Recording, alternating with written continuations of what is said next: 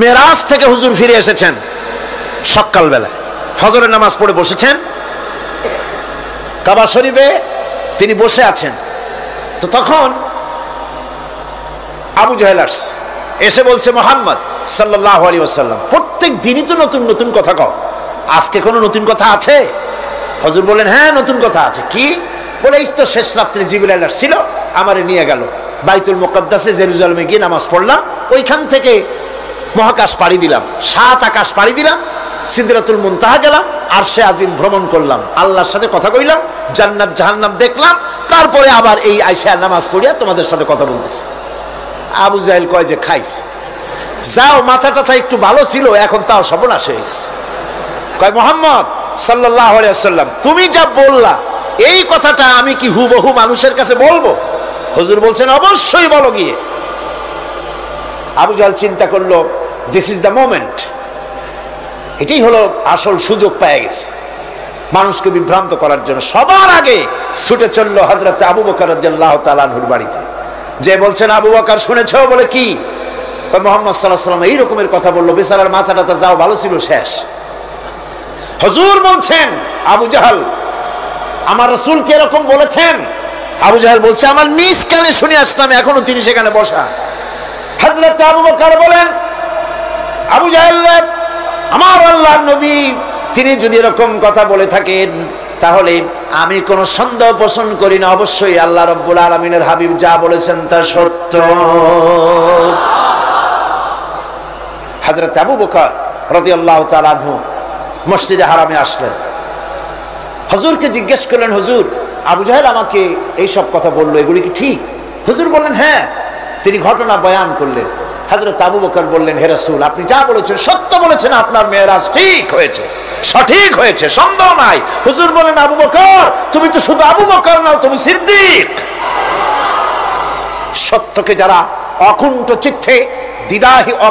চিত্তে দ্বিধাহীন ভাবে যারা সত্যের সামনে মাথা নত করেছে, গ্রহণ করে নিয়েছে, দ্বিমত পোষণ করে নাই, কোন রকমের দুষ্ট বুদ্ধির আশ্রয় গ্রহণ করেনি, উল্টাপাল্টা করেনি, এই সমস্ত মানুষেরই হলো সিদ্দিক।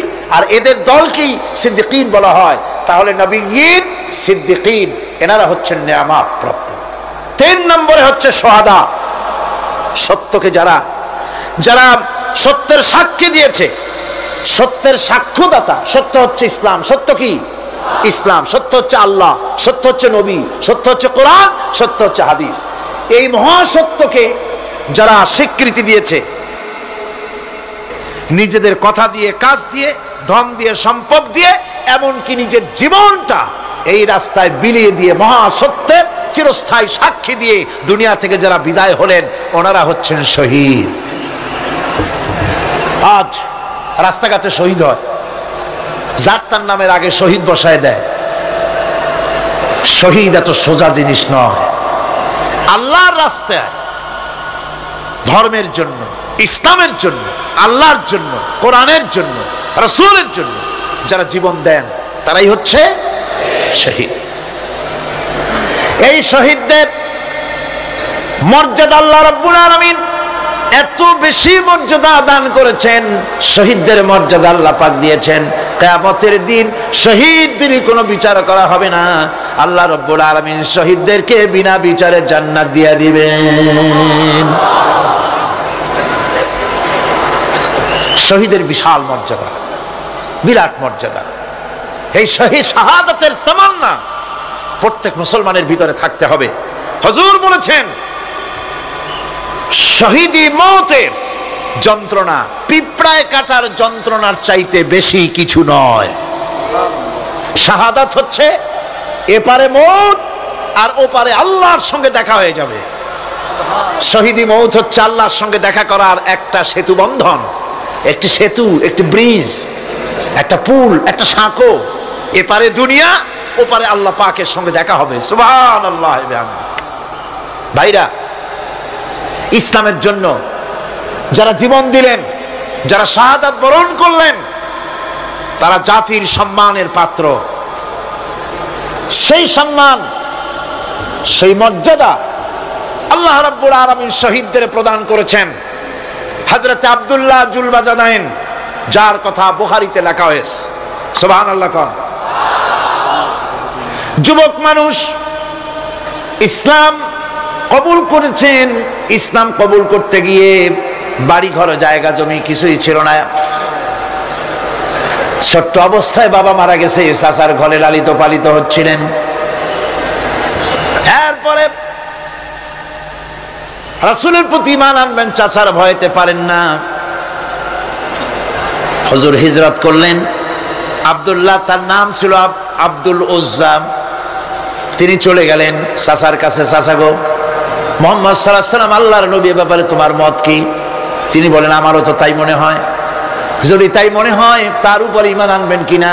চাচা বলে না, কখনো ঈমান আনবো না।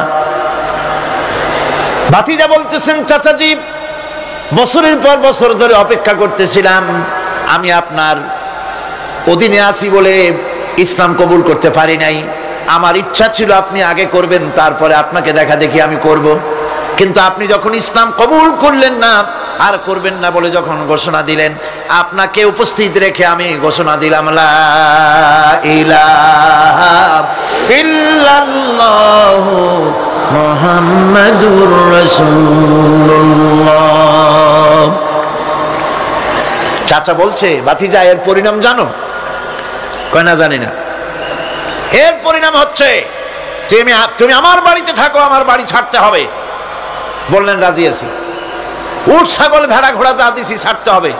বলছে রাজি আছি। চাচা বলছে শুধু তাই নয়, পরনে যে লুঙ্গি আছে, গায়ে যে জামা আছে, তা আমার পয়সার লুঙ্গি জামা ছাড়তে হবে। ভাতিজা বলছে ঈমানের জন্য যা চাও সব ছাড়িয়ে দেব। জামা লুঙ্গি খুলে ফেলে দিয়ে দিলেন। হাদিস। তিনি চলে গেলেন মায়ের কাছে ওই অবস্থায়। মা এই যুবক ছেলেকে উলঙ্গ অবস্থায় দেখে দুই হাত দিয়ে নিজের চোখ চেপে ধরেছেন। বাবা, তোমার এই অবস্থা কেন? ছেলে বলছেন, মা ঈমান আনার কারণে আমার এই অবস্থা হয়েছে। মা বলে, বাবারে কি চাও আমার কাছে? আব্দুল উজ্জা বলছে, মা কিচ্ছু চাই না, একটুখানি কাপড় আমারে দাও, আমি বিশ্ব নবী মুহাম্মদ সাল্লাল্লাহু আলাইহি ওয়াসাল্লামের খেদমতে যেতে চাই। মায়ের কাছে পুরানা কম্বল ছিল, কম্বলটা তিনি দিয়ে দিলেন।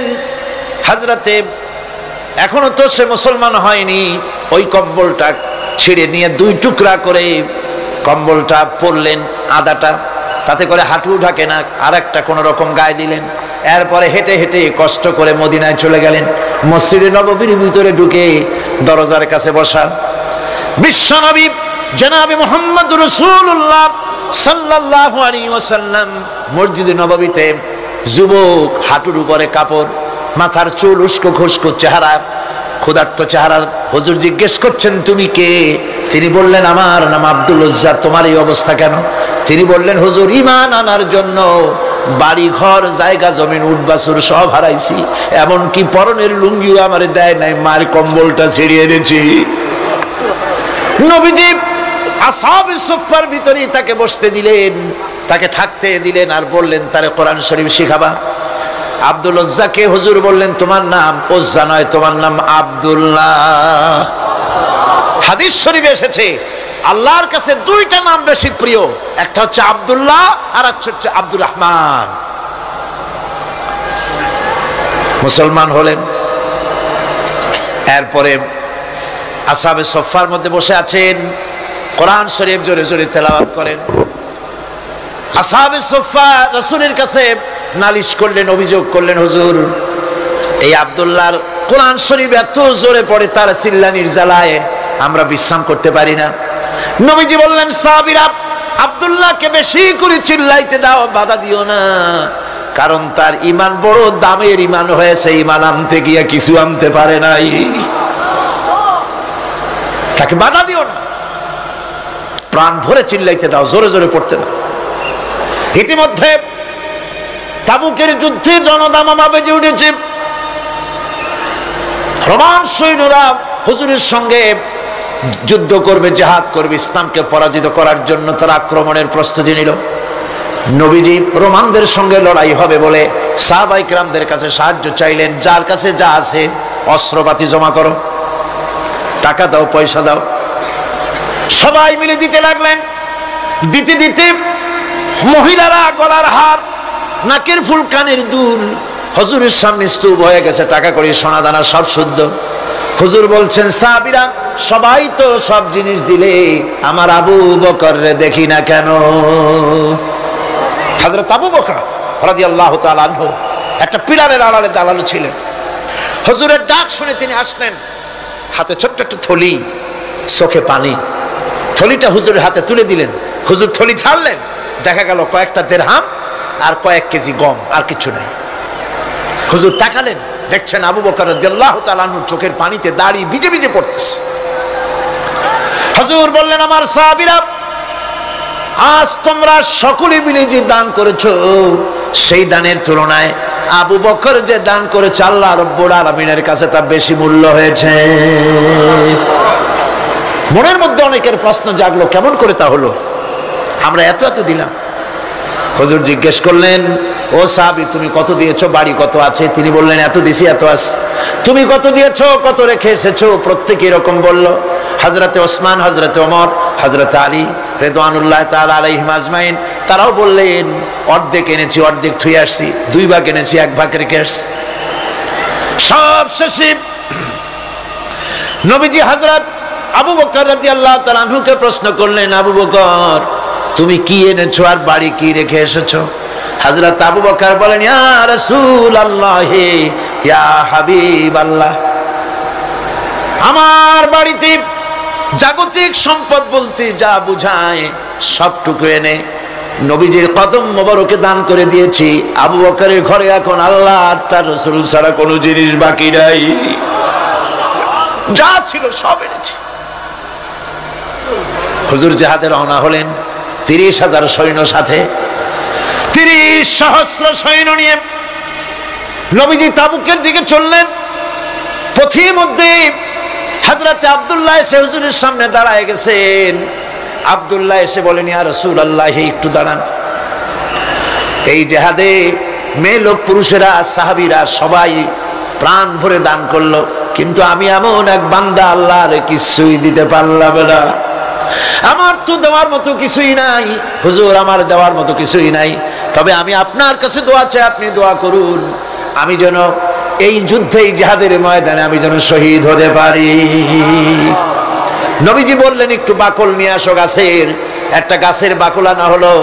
এই বাকলটা হুজুর নিজ হাতে আব্দুল্লাহর হাতে বাঁধা দিলেন, আর বললেন, রব্বুল আলামিন, আমি আব্দুল্লাহর রক্ত কাফেরদের জন্য হারাম করে দিলাম।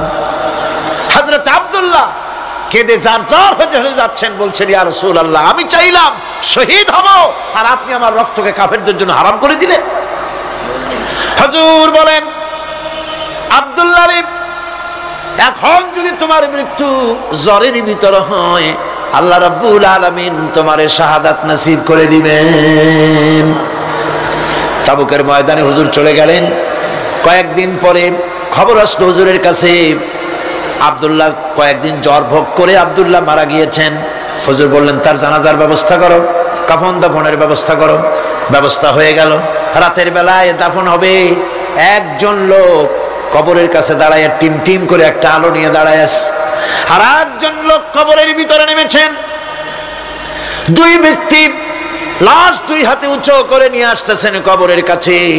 যিনি কবরের ভিতরে দাঁড়ানো, তিনি বলতেছেন, লাশ বহন করে তোমরা যে 2 জন আনতেছো, লাশের সাথে খবরদার বেয়াদবি করো না, তোমাদের ভাইয়ের সঙ্গে আদব করো। এই বলে কবরের ভিতরে যিনি দাঁড়িয়েছিলেন, তিনি লাশটারে ধরলেন। কবরের ভিতরে দাঁড়ায় যিনি লাশ ধরেছেন, লাশকে কবরে শোয়াই দিয়েছেন, তিনি আর কেউ নন, তিনি বিশ্ব নবী মুহাম্মদুর রাসূলুল্লাহ। নিজের হাতে হযরত আব্দুল্লাহকে শোয়াই দিলেন। লাশ বহন করে যে 2 জন আনলেন, তার একজন হলেন হযরত আবু বকর, আর একজন হযরত ওমর রাদিয়াল্লাহু তাআলা আনহুমা। আর আলো নিয়ে যিনি দাঁড়িয়েছেন, টিম টিম করে জ্বলতেছেন, তিনি হযরত বেলাল। কবরের ভিতরে হযরত আব্দুল্লাহকে শুইয়ে দিয়ে উপরে মাটি দিয়ে নবীজি কবরের 2 দিকে হাত দিয়া আল্লাহ রাব্বুল আলামিনের দরবারে ফরিয়াদ তুললেন, রব্বুল আলামিন, আমি আজকে সন্ধ্যা পর্যন্ত এই আব্দুল্লাহর প্রতি রাজি ছিলাম, খুশি ছিলাম। আল্লাহ গো, তুমি আব্দুল্লাহর প্রতি রাজি হয়ে যাও। হযরত ইবনে মাসউদ রাদিয়াল্লাহু তাআলা আনহু পাশে দাঁড়ানো ছিলেন, চিৎকার দিয়ে কেঁদে কেঁদে বললেন, আয় আল্লাহ তাআলা, এই কবরের ভিতরে আজকে আব্দুল্লাহর লাশটা না হইয়া যদি আমার লাশ হতো, আমার ভাগ্যটা খুলে যেত। শহীদের মর্যাদা আল্লাহ পাকের কাছে সব থেকে বেশি। এই শহীদের পথ নিয়ামত প্রাপ্তদের পথ। যারা নিয়ামত পেয়েছে পৃথিবীতে, নবীজিন, সিদ্দিকিন, শুহাদা, এরাই হচ্ছেন নিয়ামত প্রাপ্ত। আল্লাহর রাস্তায় জীবন দেওয়ায় যে মজা, পৃথিবীতে আর কোনো কিছুতে সেই মজা নাই। হযরত ওমর রাদিয়াল্লাহু তাআলা আনহু দোয়া করতেন, আল্লাহুম্মা রযুকনি শাহাদাতান ফি সাবিলিক ওয়াজআল মাউতি ফি বালাদি রাসূলিক।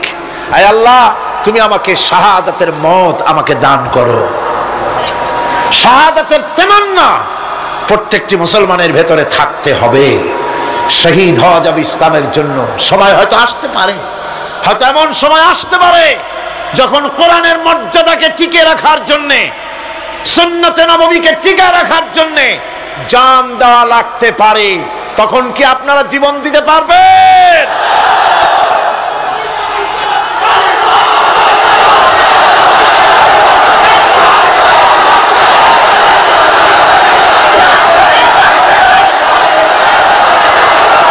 এরপরে চতুর্থ নম্বরে হচ্ছে সালিহিন। চতুর্থ নম্বরে কি? সালিহিন। সালিহিন হচ্ছে জীবনের প্রত্যেকটি ক্ষেত্রে যারা একনিষ্ঠভাবে আল্লাহর বিধান পালন করেছেন, যারা পুণ্যের সাথে সুদৃঢ় থেকেছেন, যারা অটল থেকে পুণ্যের সাথে, হকের সাথে অটল থেকেছেন, কোন অবস্থাতেই ইসলামী আদর্শের বিরুদ্ধাচরণ করেনি, তারাই হচ্ছেন সালিহিন।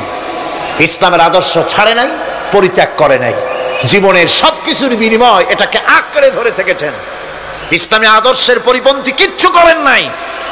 এরা হচ্ছেন সালিহিন। কোন আলহামদুলিল্লাহ। আল্লাহর অনুগ্রহ প্রাপ্ত কয় শ্রেণী? 4 শ্রেণী। নবীজিন, সিদ্দিকিন, শুহাদা, সালিহিন, এই 4 শ্রেণীর লোকেরাই হচ্ছে নিয়ামত প্রাপ্ত। আমরা বলেছি সিরাতাল্লাযীনা আন'আমতা আলাইহিম গায়রিল মাগদুবি আলাইহিম ওয়ালাদ-দাল্লিন। নিয়ামত প্রাপ্তদের পথ চাই, অনুগ্রহ প্রাপ্তদের পথ, আর অভিশপ্ত পথভ্রষ্টদের পথ আমরা চাই না, আমরা পরিহার করে চলবো। এটা একটু ওয়াদাও বটে। যারা অভিশপ্ত, যারা পথভ্রষ্ট, ওরা কারা? মাগদুব এবং দল্লিন। মাগদুব হচ্ছে অভিশপ্ত, দল্লিন হচ্ছে পথভ্রষ্ট।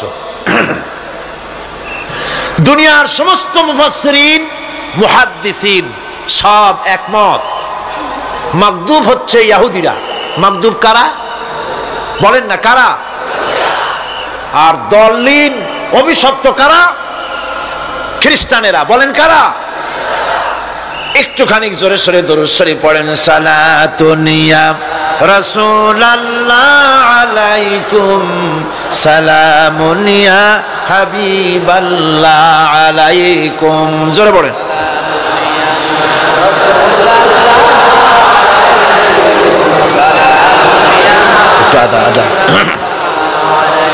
সালাতুন ইয়া রাসূলুল্লাহ,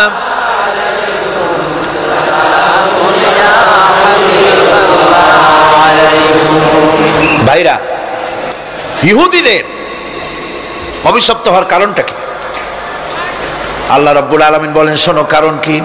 وَضُرِبَتْ عَلَيْهِمُ الْمَسْكَنَةُ ذَلِكَ بِأَنَّهُمْ كَانُوا يَكْفُرُونَ بِآيَاتِ اللَّهِ وَيَقْتُلُونَ الْأَنْبِيَاءَ بِغَيْرِ حَقٍّ ذَلِكَ بِمَا عَصَوْا وَكَانُوا يَعْتَدُونَ।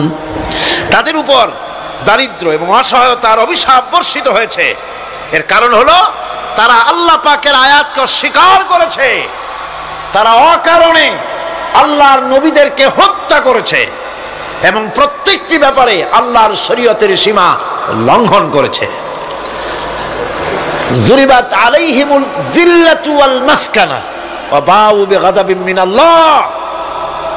আল্লাহ পাক বলেছেন চিরকাল ইহুদিরা অভিশপ্ত, তাদের কোন আবাসস্থল হবে না, সারা জীবন ঘুরে বেড়াবে। আপনারা বলবেন কই ঘুরে বেড়ায় না, তো তাদের তো জায়গা হইছে জেরুজালেমে, ইসরায়েলে, সেখানে তারা জায়গা করে নিয়েছে। তাহলে এটা কেমন হলো? এটা এইভাবে হচ্ছে, ওখানে তাদেরকে প্রতিষ্ঠিত করেছে আমেরিকা, ঠিক কিনা? আল্লাহ পাক কোরআন শরীফের মধ্যে বলেছেন যদিও মানুষের সাহায্যে কোনো জায়গায় তাদেরকে আল্লাহর ইচ্ছায় অথবা মানুষের সাহায্যে কোথাও যদি জায়গা হয়, অপমানের জীবন যাপন করতে হবে সারাটা জীবন, কিয়ামত পর্যন্ত দুঃখে দুঃখে মরতে হবে, দেশে দেশে ঘুরে বেড়াতে হবে ভিক্ষুকের মতো। সে অবস্থাই হয়েছে। আমেরিকা ওদের উপর থেকে হাত উঠায় নিক, মধ্যপ্রাচ্যের আজকের 20 ফোড়া ইসরায়েল, আমেরিকা যদি তাদের রুবুবিয়াতে প্রতিপালনের হাতটা উঠায় নেয়, তাহলে আরব দেশে যত লোক আছে যুদ্ধ করা লাগবে না, এক পাশে গিয়ে পেশাব করলে ভাইসে লোহিত সাগরে চলে যাবে। সুতরাং এই ইহুদিদের পথ অনুসরণ করা যাবে না। ইহুদিরা অপরাধ করছিল কি? একটু আগেই বললাম, তারা আল্লাহর আয়াতকে অস্বীকার করেছে, তারা নবীদেরকে হত্যা করেছে, এটাই হলো তাদের অপরাধ। তারা শরীয়তের ব্যাপারে বাড়াবাড়ি করেছে। আর খ্রিস্টানরা, তাদের অপরাধ কি? তাদের অপরাধ হচ্ছে তারা আল্লাহর বিধানের উপরে তারাও বাড়াবাড়ি করেছে। তারা নিজেদের আল্লাহর বিধান বাদ দিয়ে নিজেদের মন গড়া জীবন যাপন শুরু করেছে। তারা ঈসা আলাইহিস সালামকে আল্লাহর ছেলে বানাইছে। তারা মদ খায়, তারা জিনা করে, তারা শুকর খায়, তাদের উপরে শরীয়তকে সম্পূর্ণ বুড়ো আঙ্গুল দেখায়া তারা মুশরিকের চাইতেও খারাপ হয়ে গিয়েছে, ঠিক কিনা? এরা হিন্দুরা কখনো বলে না যে আল্লাহর ছেলে মেয়ে আছে, বলে নাকি? কিন্তু ওরা আল্লাহর ছেলে বানাইছে, মেয়ে বানাইছে, বউ বানাইছে। নাউজুবিল্লাহ। আমেরিকায়, ইংল্যান্ডে, সেসব জায়গায় গির্জায় আজ আর খ্রিস্টান যাওয়ার লোক নাই। সপ্তাহে একদিন ইবাদত করে, সানডে। সেই সপ্তাহের একদিন ইবাদত করতে লোক পাওয়া যায় না। সেদিন তারা ফুর্তি নাট্যি করার জন্য বউ বাচ্চা নিয়ে, মদ টদ নিয়ে, সিবেচে গিয়ে কাপড় চোপড় ভালাইয়া যা খুশি তাই করে। তারা মসজিদে আসে না, কি বলে, গির্জায় যায় না। ফলে আমার নিজের চোখে দেখেছি বহুত গির্জা এমন আছে যার সামনে লেখা আছে ফর সেল, বিক্রয়ের জন্য। এই সাইনবোর্ড যখন লাগায়, এলাকার মুসলমানেরা চান্দা তুলিয়া গির্জা কিনা সব সমানে মসজিদ বানাইতেছে। ইংল্যান্ডে আজ থেকে 100 বছর আগে মসজিদ ছিল মাত্র একটা। সেই গ্রেট ব্রিটেনে এখন মসজিদের সংখ্যা 7000-এর উপরে। আলহামদুলিল্লাহ। সুতরাং এই খ্রিস্টান এবং ইহুদিদের পথ অনুসরণ করা যাবে না। কিন্তু তারপরেও আমরা অনুসরণ করছি না, করছি না? করছি। বিশ্বকবি, কবি সম্রাট আল্লামা ডক্টর ইকবাল रहमतुल्लाह अलैहि সুন্দর করে বলেছেন, वज़र में हो तुम नसारा तू तमद्दुन में हो नूद, वज़र में हो तुम नसारा तू तमद्दुन में हो नूद, ये मुसलमान है जिन्हें देख के शर्माए यहूद। चल चलनी हिंदू তুমি, বেশভূষাতে খ্রিস্টান, মুসলমান এই যারে দেখে ইহুদ করে লজ্জা জ্ঞান। তুমি নাকি মুসলমান? কাপড় চোপড় দেখলে মনে হয় তুমি তো খ্রিস্টান, জামা কাপড় তোমার অবস্থা দেখলে মনে হয় তুমি খ্রিস্টান, তোমার ওঠা বসা, বিয়ে শাদী, সংস্কৃতি দেখলে মনে হয় তুমি হিন্দু, আর তোমার লেনদেন দেখলে ইহুদিরা পর্যন্ত তোমাকে ঘৃণা করে। কথা ঠিক কিনা? কথা ঠিক কিনা? এই হলো মুসলমানদের অবস্থা। সুতরাং আল্লাহ পাক বলছেন ইহুদিদেরকে ছাড়তে হবে, খ্রিস্টানদের অনুকরণ ছাড়তে হবে। ইহুদি খ্রিস্টান সকলের অনুকরণ ছেড়ে দিয়ে নিয়ামত প্রাপ্ত ওই 4 শ্রেণীর লোকের অনুসরণ করতে হবে, তাহলেই খাঁটি মুসলমান হওয়া যাবে। কোন আলহামদুলিল্লাহ। এই হলো সূরা ফাতিহা, যা গত আজকের দিন সহ 5 দিন আমরা আলোচনা করলাম। কোন আলহামদুলিল্লাহ। এখন এই সূরা ফাতিহাকে আমি আপনাদের পকেটে উঠাই দিতে চাই, যাতে করে মনে থাকে। 5 দিনের অনেক কথা এক জায়গায় করে দিলে মনে করতে সুবিধা হবে, ঠিক কিনা? মনে রাখতে সুবিধা হবে। সূরা ফাতিহা আয়াত কয়টা? এই 7টি আয়াতের 7টি শিক্ষা আছে। সূরা ফাতিহার শিক্ষা 1, সকল প্রশংসা কেবলমাত্র হাদিস শরীফে এসেছে, ইদা মুদিহাল ফাসিকু ইহতাজ্জাতিল আরশ। যখন কোন ফাসিকের প্রশংসা করা হয়, যে ব্যক্তি নামাজ পড়ে না, রোজা করে না, দিন মানে না, ঈমান নাই, চরিত্র নাই, এমন লোককে যখন প্রশংসা করা হয়, আল্লাহ পাকের আরশ গোসায় থরথর করে কাঁপতে থাকে। সুতরাং সমস্ত প্রশংসা হবে কার? পার্লামেন্টে যখন বাজেট বক্তৃতা হলো, বাজেটের উপরে 39 ঘন্টা আলোচনার সুযোগ এলো। আমি দেখলাম প্রত্যেকেই আলোচনার সময় বলছেন, আমি স্মরণ করছি সহস্র বছরের অমুক, শ্রেষ্ঠ অমুক, আমার নেতা অমুক, এভাবে বলছে। প্রত্যেকেই দাঁড়িয়ে বলছে আমি স্মরণ করি অমুক আর তমুক। আমি খুব চিন্তায় পড়ে গেলাম, আহারে, পৃথিবীর 2য় বৃহত্তম মুসলিম দেশ, আমার আল্লাহর নাম উঠছে না। আমি সময় পেলাম 25 মিনিট। তথ্য মন্ত্রণালয়ের কলিজা তো পুঁটি মাছের মতো বড়, সেই জন্য আমার বক্তব্য তারা দেয় নাই। ওই 25 মিনিটে আমি যে আলোচনা করেছি, আমি প্রথম দাঁড়ায়া আমার তৃপ্তি, মনে হয় এই রকমের তৃপ্তি আমার কখনো নিকট বর্তমানে কোনোদিন হয়েছে কিনা আল্লাহ জানে। ওই দিন আমি যা তৃপ্তি পেয়েছি, আমি দাঁড়িয়ে বললাম নাহমাদু নুসাল্লি আলা হামদ সানা কুইয়া। তারপরে বললাম আমি স্মরণ করছি হৃদয়ের সবটুকুন আবেগ উজাড় করে, জীবনের সব শ্রদ্ধা একত্রিত করে আমি স্মরণ করছি। যখন বলছি দেখি 2 দিকের মানুষ হতচকিত হয়েছে, কার নাম কই? আমি বললাম আমি স্মরণ করছি বিশাল ওই আকাশের মালিক, বিস্তীর্ণ এই জমিনের মালিক, কুল কায়নাতের মালিক আমার আল্লাহ রাব্বুল আলামিনকে স্মরণ করছি।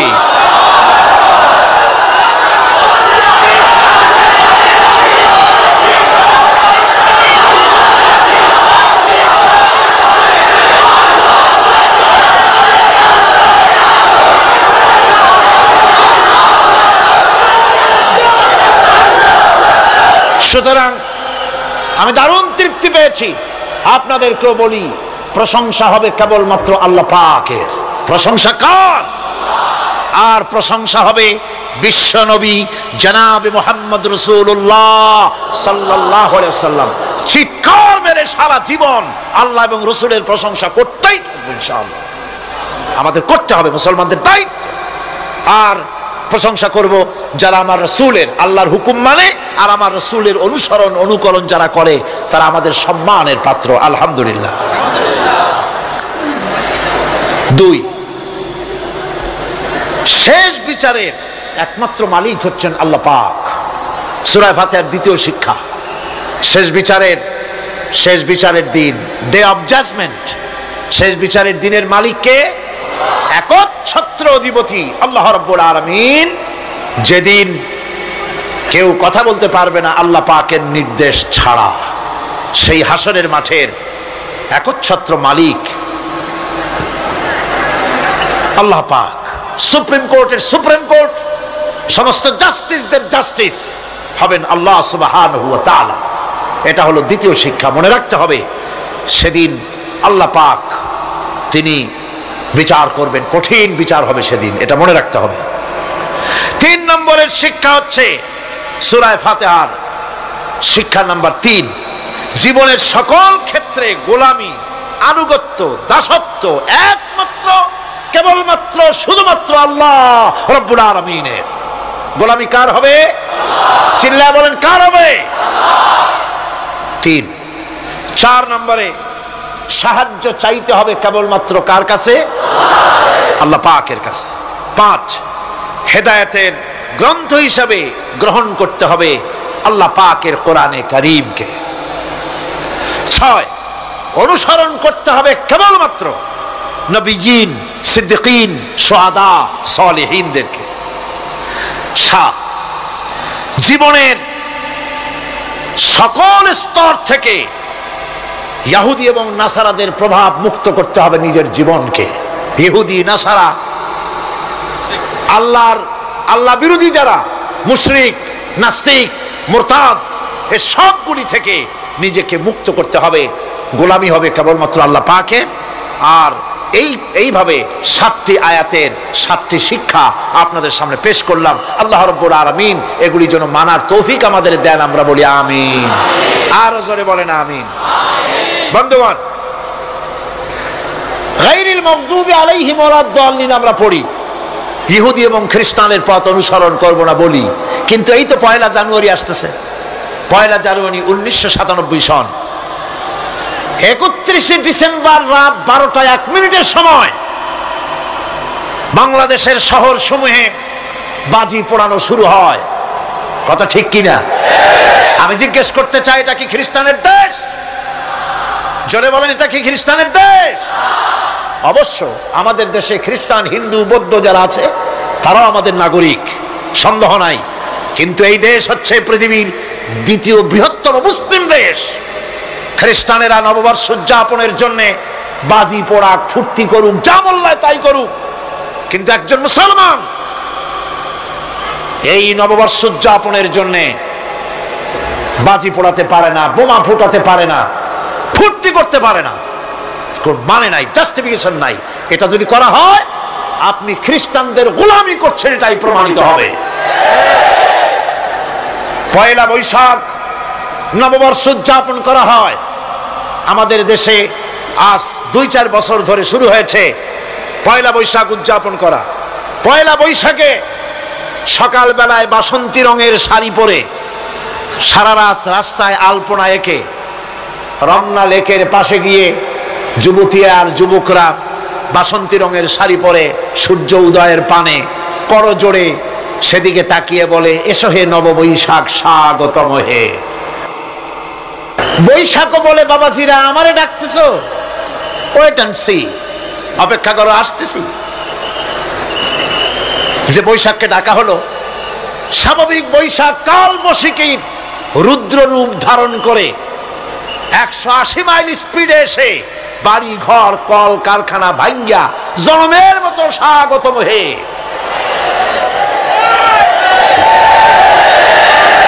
এরপর রাজনৈতিক নেতৃবৃন্দ এবং বুদ্ধিজীবী, ছাত্রছাত্রী, শিক্ষক, 1 শ্রেণীর শিক্ষকবৃন্দ মঙ্গল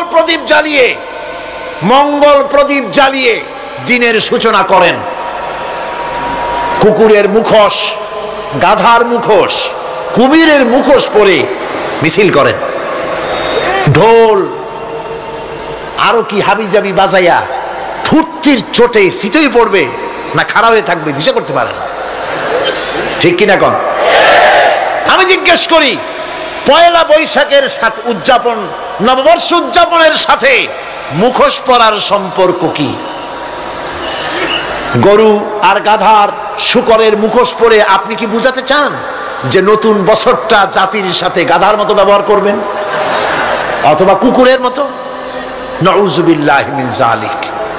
মুসলমানদের জন্য জায়েজ নাই, হারাম হারাম। বৈশাখের কোনো গুরুত্ব নাই। 1 বৈশাখ যদি কিছু করতেই হয়, ফজরের নামাজ পড়ে, দরুদ পড়ে, তেলাওয়াত করে আল্লাহর কাছে মুসলমানের দোয়া করা দরকার। আল্লাহ, বিগত বছরটা পার করেছি গুনাহ করে, নাফরমানি করে, আগামী বছর আমাদেরকে নেককার বানাও, নামাজি বানাও, চরিত্রবান বানাও, দিনদার বানাও। বছরটা দেশের জন্য, জাতির জন্য কল্যাণকর করে দাও। ভালো হইতো না? ভালো হইতো না? ভালো হতো। কিন্তু কপাল খারাপ, সংস্কৃতির নামে আসছে বেহায়াপনা। ভারতীয় উৎসব হয় বাংলাদেশে, ইন্ডিয়ান ফেস্টিভ্যাল। আমি প্রশ্ন করতে চাই সরকারের কাছে, বাংলাদেশের উৎসব ভারতে হয় কিনা? যদি বাংলাদেশের উৎসব ভারতে না হয়, বাংলার মাটিতে ভারতের উৎসব কেন?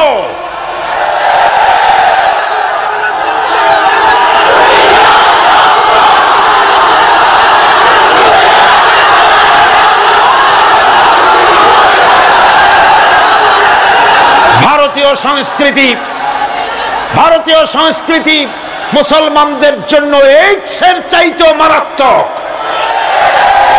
ওই সংস্কৃতির সাথে আমাদের কোনো মিল নাই। তেল আর পানি কোনোদিন মিশবে না। আমাদের সংস্কৃতি সম্পূর্ণ আলাদা, ঈমান ভিত্তিক, তাওহীদ ভিত্তিক সংস্কৃতি আমাদের। যুবতী মেয়েদেরকে এনে প্রতিদিন সপ্তাহে সপ্তাহে ডজনকে ডজন শিল্পী আনা হচ্ছে আমাদের দেশে, গায়িকা, নর্তকী। আমাদের দেশের ভাবমূর্তিকে নষ্ট করা হয়েছে। গান বাজনার দিকে উঠে পড়ে লেগে গিয়েছে জাতি আজ। এই জাতির দুর্ভাগ্য কোথায় গিয়ে ঠেকবে আল্লাহ পাক জানেন। আমরা মুসলমান, আমাদের উন্নতি, আমাদের উরুজ, আমাদের জাওয়াল, আমাদের উন্নতি আর আমাদের অবনতি কিসে হবে? বিশ্বকবি বলছেন, তুঝে বাতাও তকদীরে উমম ক্যা है, तुझे बताओ तकदीरे उमम क्या है, शमशीरो सना अव्वल ताउस और बाबागीर। এসো, এ জাতির অগ্রগতি আর উন্নতির ইতিহাস তোমারে শোনাই। এ জাতির হাতে যতদিন ছিল তরবারি, এ জাতির হাতে যতদিন ছিল কোরআন, গোটা পৃথিবী তার পায়ের উপরে চুমা খেয়েছে। আর যেদিন কোরআনের পরিবর্তে জাতির হাতে এসেছে তানপুরা, বেহালা, ঢোল, সারিন্দা, নারিন্দা, সারেগামা, পাদানিসা, তখনই কপাল পুড়েছে জাতির।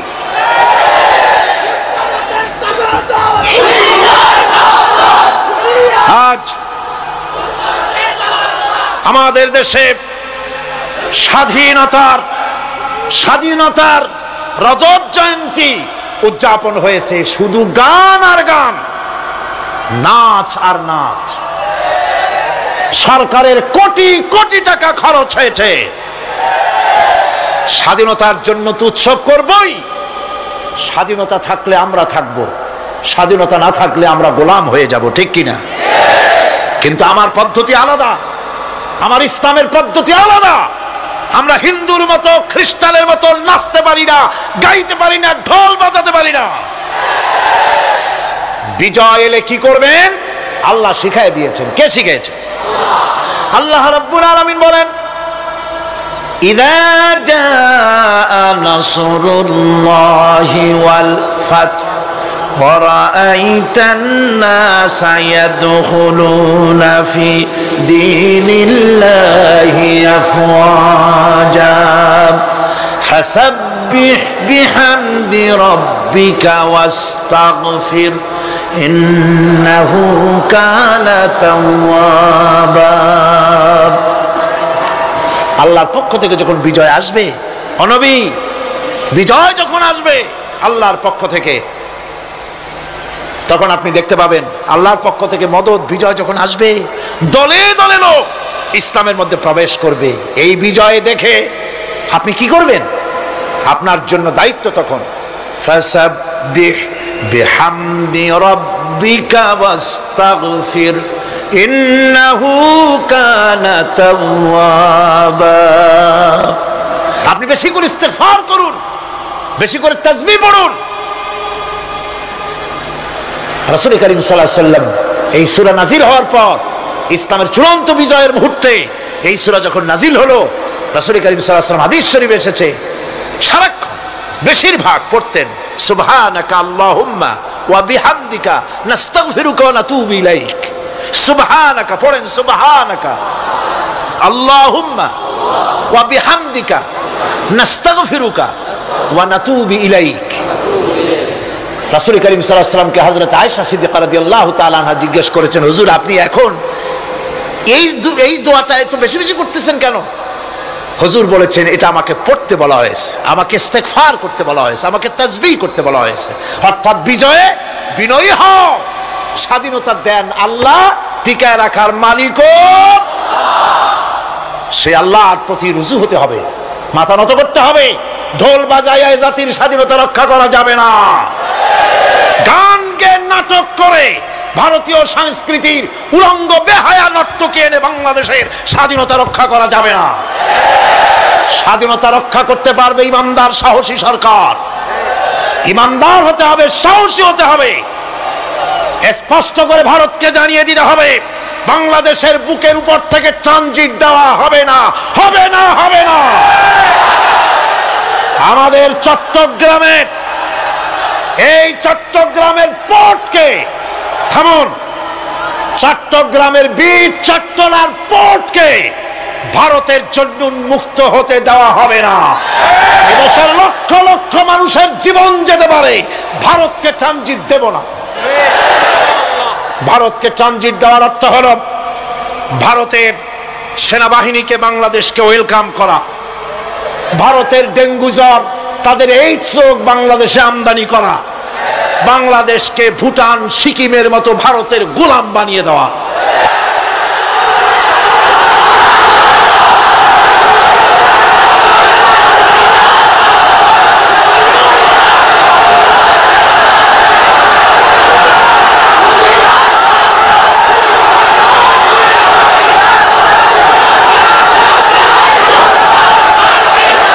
বন্ধুগণ, বন্ধুগণ, আমি বলতেছিলাম থামুন। গায়রিল মাগদুবি আলাইহিম ওয়ালাদ-দাল্লিন, খ্রিস্টান, ইহুদি, হিন্দু, মুশরিক কার অনুসরণ করব না। অনুসরণ করব কয় শ্রেণীর? 4 শ্রেণীর। নবীয়িন, সিদ্দিকিন, শুহাদা, সালেহিন। কোন আলহামদুলিল্লাহ। এরপর আমরা মুসলমান, কিন্তু আমাদের বিবাহ অনুষ্ঠান যখন হয়, এই বিবাহ অনুষ্ঠানগুলি আমরা কি মুসলমানদের মতো করি? জবাব চাই, করি? আপনারা যে হলুদ অনুষ্ঠান করেন, শরীয়তের কোন জায়গায় আছে? এই হলুদ অনুষ্ঠান হিন্দুদের কাছ থেকে আমদানি হয়েছে। একটা হলুদ অনুষ্ঠানে যা খরচ হয় তা দিয়ে 6টা বিয়ে করানো যায়। সুতরাং আজ থেকে তওবা করুন, আমরা আর হলুদ অনুষ্ঠান করব না। রাজি আছেন? রাজি আছেন? বিবাহের নামে অপসংস্কৃতির জায়গা আমরা করে দিতে পারি না। যৌতুক যেমন হারাম, গত মাহফিলে বলেছি, মনে আছে না? মনে আছে কিনা? যৌতুক যেমন হারাম। যৌতুক কি আপনারা নেবেন নাকি? মেয়েওয়ালাদের উপরে চাপ সৃষ্টি করবেন না, জায়েজ নাই। মেয়েওয়ালারা যদি ইচ্ছে করে কিছু দেয়, নিবেন। আমি তো আশা করেছিলাম যে সংসদ নেত্রী, প্রধানমন্ত্রী মহিলা, বিরোধী দলীয় নেত্রীও মহিলা, সুতরাং মহিলাদের উপরে তাদের দরদের খাতিরেই তারা যৌতুক বিল উত্থাপন করবেন, কিন্তু তারা করেন নাই। তাদের উচিত ছিল যৌতুককে ঝাঁটা মেরে বঙ্গোপসাগরে ফেলে দেওয়া, ওনারা তা করেন নাই। কিন্তু আমি ইনশাআল্লাহ সংসদে যৌতুক বিল জমা দেব ইনশাআল্লাহ। আমি একা অথবা আমরা 3 জন যাই হই, সংসদে আমি কখনো একাকিত্ব ফিল করি না, কারণ আল্লাহ রাব্বুল আলামিন আমার সাথে আছেন। এই যৌতুক বিরোধী বিল উত্থাপন করে যৌতুক বন্ধ করতে হবে। 2 নম্বরের কথা হচ্ছে, মেয়েওয়ালারা তারাও আবার একটা খারাপ কাজ শুরু করেছেন, সেটা হলো বেশি পরিমাণের মহারানা চাপায় দেওয়া। মহারানা এটা শরীয়ত কোনো বাঁধে টেঁধে দেয় নাই। ছেলেপক্ষ যদ্দূর দিতে পারে সেইটা মেয়েওয়ালাদের আন্দাজ থাকা উচিত। অহেতুক যৌতুক, অহেতুক মহারানা চাপায় দিবেন না। এটা একটি ট্র্যাডিশন হয়েছে। 5,55,515 টাকা 1 পয়সা, বাজে কাজ। 11 লক্ষ, হ্যাঁ, যদি ছেলেওয়ালা দেওয়ার মতো হয়, স্ত্রী দেন না, কোনো ক্ষতি নাই। আল্লাহ তো কোরআন শরীফে বলেছেন, তোমার বউরে যদি তুমি পাহাড় সমান সম্পদ দাও, কণা মাত্র ফিরায় নিও না। সুবহানাল্লাহ। আর মহারানার টাকাকে ফরজ রূপী দায়িত্ব হিসাবে আদায় করে দাও। কাজেই যে মহারণা আদায় হতে পারে এই রকমের মহারণা দেওয়া উচিত। অতিরিক্ত চাপাই দিবেন, দিতে পারবে না, কিয়ামতের দিন ওই পুরুষটাকে আল্লাহর দরবারে জেনাকারের কাতারে দাঁড়াতে হবে। আমাদের বিবাহ সম্পর্কে এই কথাটা বললাম, মনে রাখবেন, যৌতুক নিবেন না আর অতিরিক্ত মহারণার বোঝাও চাপাই দিবেন না, তবে যা দিতে পারে সেই রকমই আপনারা দিবেন। এরপরে আর একটা জিনিস আমাদের দেশে চালু আছে, যা হিন্দু খ্রিস্টানদের সঙ্গে মিলে যায়, তা হচ্ছে কোন সম্মানিত লোক মারা গেল তার জন্য নীরব হয়ে দাঁড়ায় থাকা। আমাদের পার্লামেন্টের একজন সদস্য মারা গেলেন, সংসদে প্রস্তাব উঠলো 1 মিনিট নীরব হয়ে দাঁড়ায় থাকে। আমি বললাম, স্পিকার সাহেব, 1 মিনিট দাঁড়ায় থাকলে যদি সওয়াব হয় তো 1 মিনিট কেন, আসুন আমরা 25 মিনিট খাড়াই থাকি। আর যদি কোনো সওয়াবই না হয় তাহলে এই প্রহসন কেন? আমরা তো আমাদের মা বাপের কবরের কাছে গিয়া কোনোদিন ভূতের মতো খাড়াই থাকি না, সেখানে তো অবশ্যই আমরা দোয়া দুরূদ পড়ি, ঠিক কিনা? বললাম, স্পিকার সাহেব, আমার মাহফিল যদি হতো তা আমি বলতাম সূরা ফাতিহা পড়েন, ইখলাস পড়েন, দরুদ শরীফ পড়েন। এটা আপনার মাহফিল, এটার গার্ডিয়ান আপনি, এটার অভিভাবক আপনি। আপনি সকলকে বলেন সূরা ফাতিহা, সূরা ইখলাস পড়তে। মাননীয় সম্মানিত স্পিকার সাথে সাথে বললেন সকলকে, আপনারা ফাতিহা পড়েন, ইখলাস পড়েন, দরুদ শরীফ পড়েন। আলহামদুলিল্লাহ, বললেন আলহামদুলিল্লাহ। আমরা চেষ্টা করছি সংসদের ভেতরে একটা গুণগত পরিবর্তন আনার জন্য। আল্লাহ যেন তৌফিক দেন, জনগণ আমিন। ভাইরা আমার, সুতরাং এই সমস্ত হচ্ছে খ্রিস্টান ইহুদিদের কাস্টমস, তাদের ট্র্যাডিশন, এর সাথে আমাদের কোনো সম্পর্ক নাই। হিন্দুরা খ্রিস্টানেরা কেউ মরে গেলে পরে দাঁড়ায় থাকুক, শুয়ে থাকুক, যেমনি পারে তেমনি করুক, কিন্তু আমি তো মুসলমান, আমি কি? জোরে বলেন, আমরা কি? ইসলাম যা এলাউ করে না আমরা তা করতে পারি না। এটা যেন আমাদের সকলের মনে থাকে। এই যে এখন যে সন্ত্রাস চলছে, এই সন্ত্রাসের অবস্থা থেকে যদি বাঁচতে চাই আর ক্ষুধার সময় যদি খেতে চাই, কি সুন্দর একটা সূরা আছে, সূরা কুরাইশ। আল্লাহ তাআলা বলছেন, ফালইয়াবুদু রাব্ব হাযাল বাইত। হে কুরাইশরা, যদি ক্ষুধার সময় যদি তোমরা শীত ও গ্রীষ্মে নিরাপদে থাকতে চাও, যদি নিরাপত্তা পেতে চাও, ফালিয়াবুদু রাব্ব হাযাল বাইত, এই ঘরের মালিকের ইবাদত করো। কোন ঘর? বাইতুল্লাহ শরীফ। এই ঘরের মালিকের ইবাদত, মালিক কে? এই ঘরের মালিকের ইবাদত করলে কি হবে?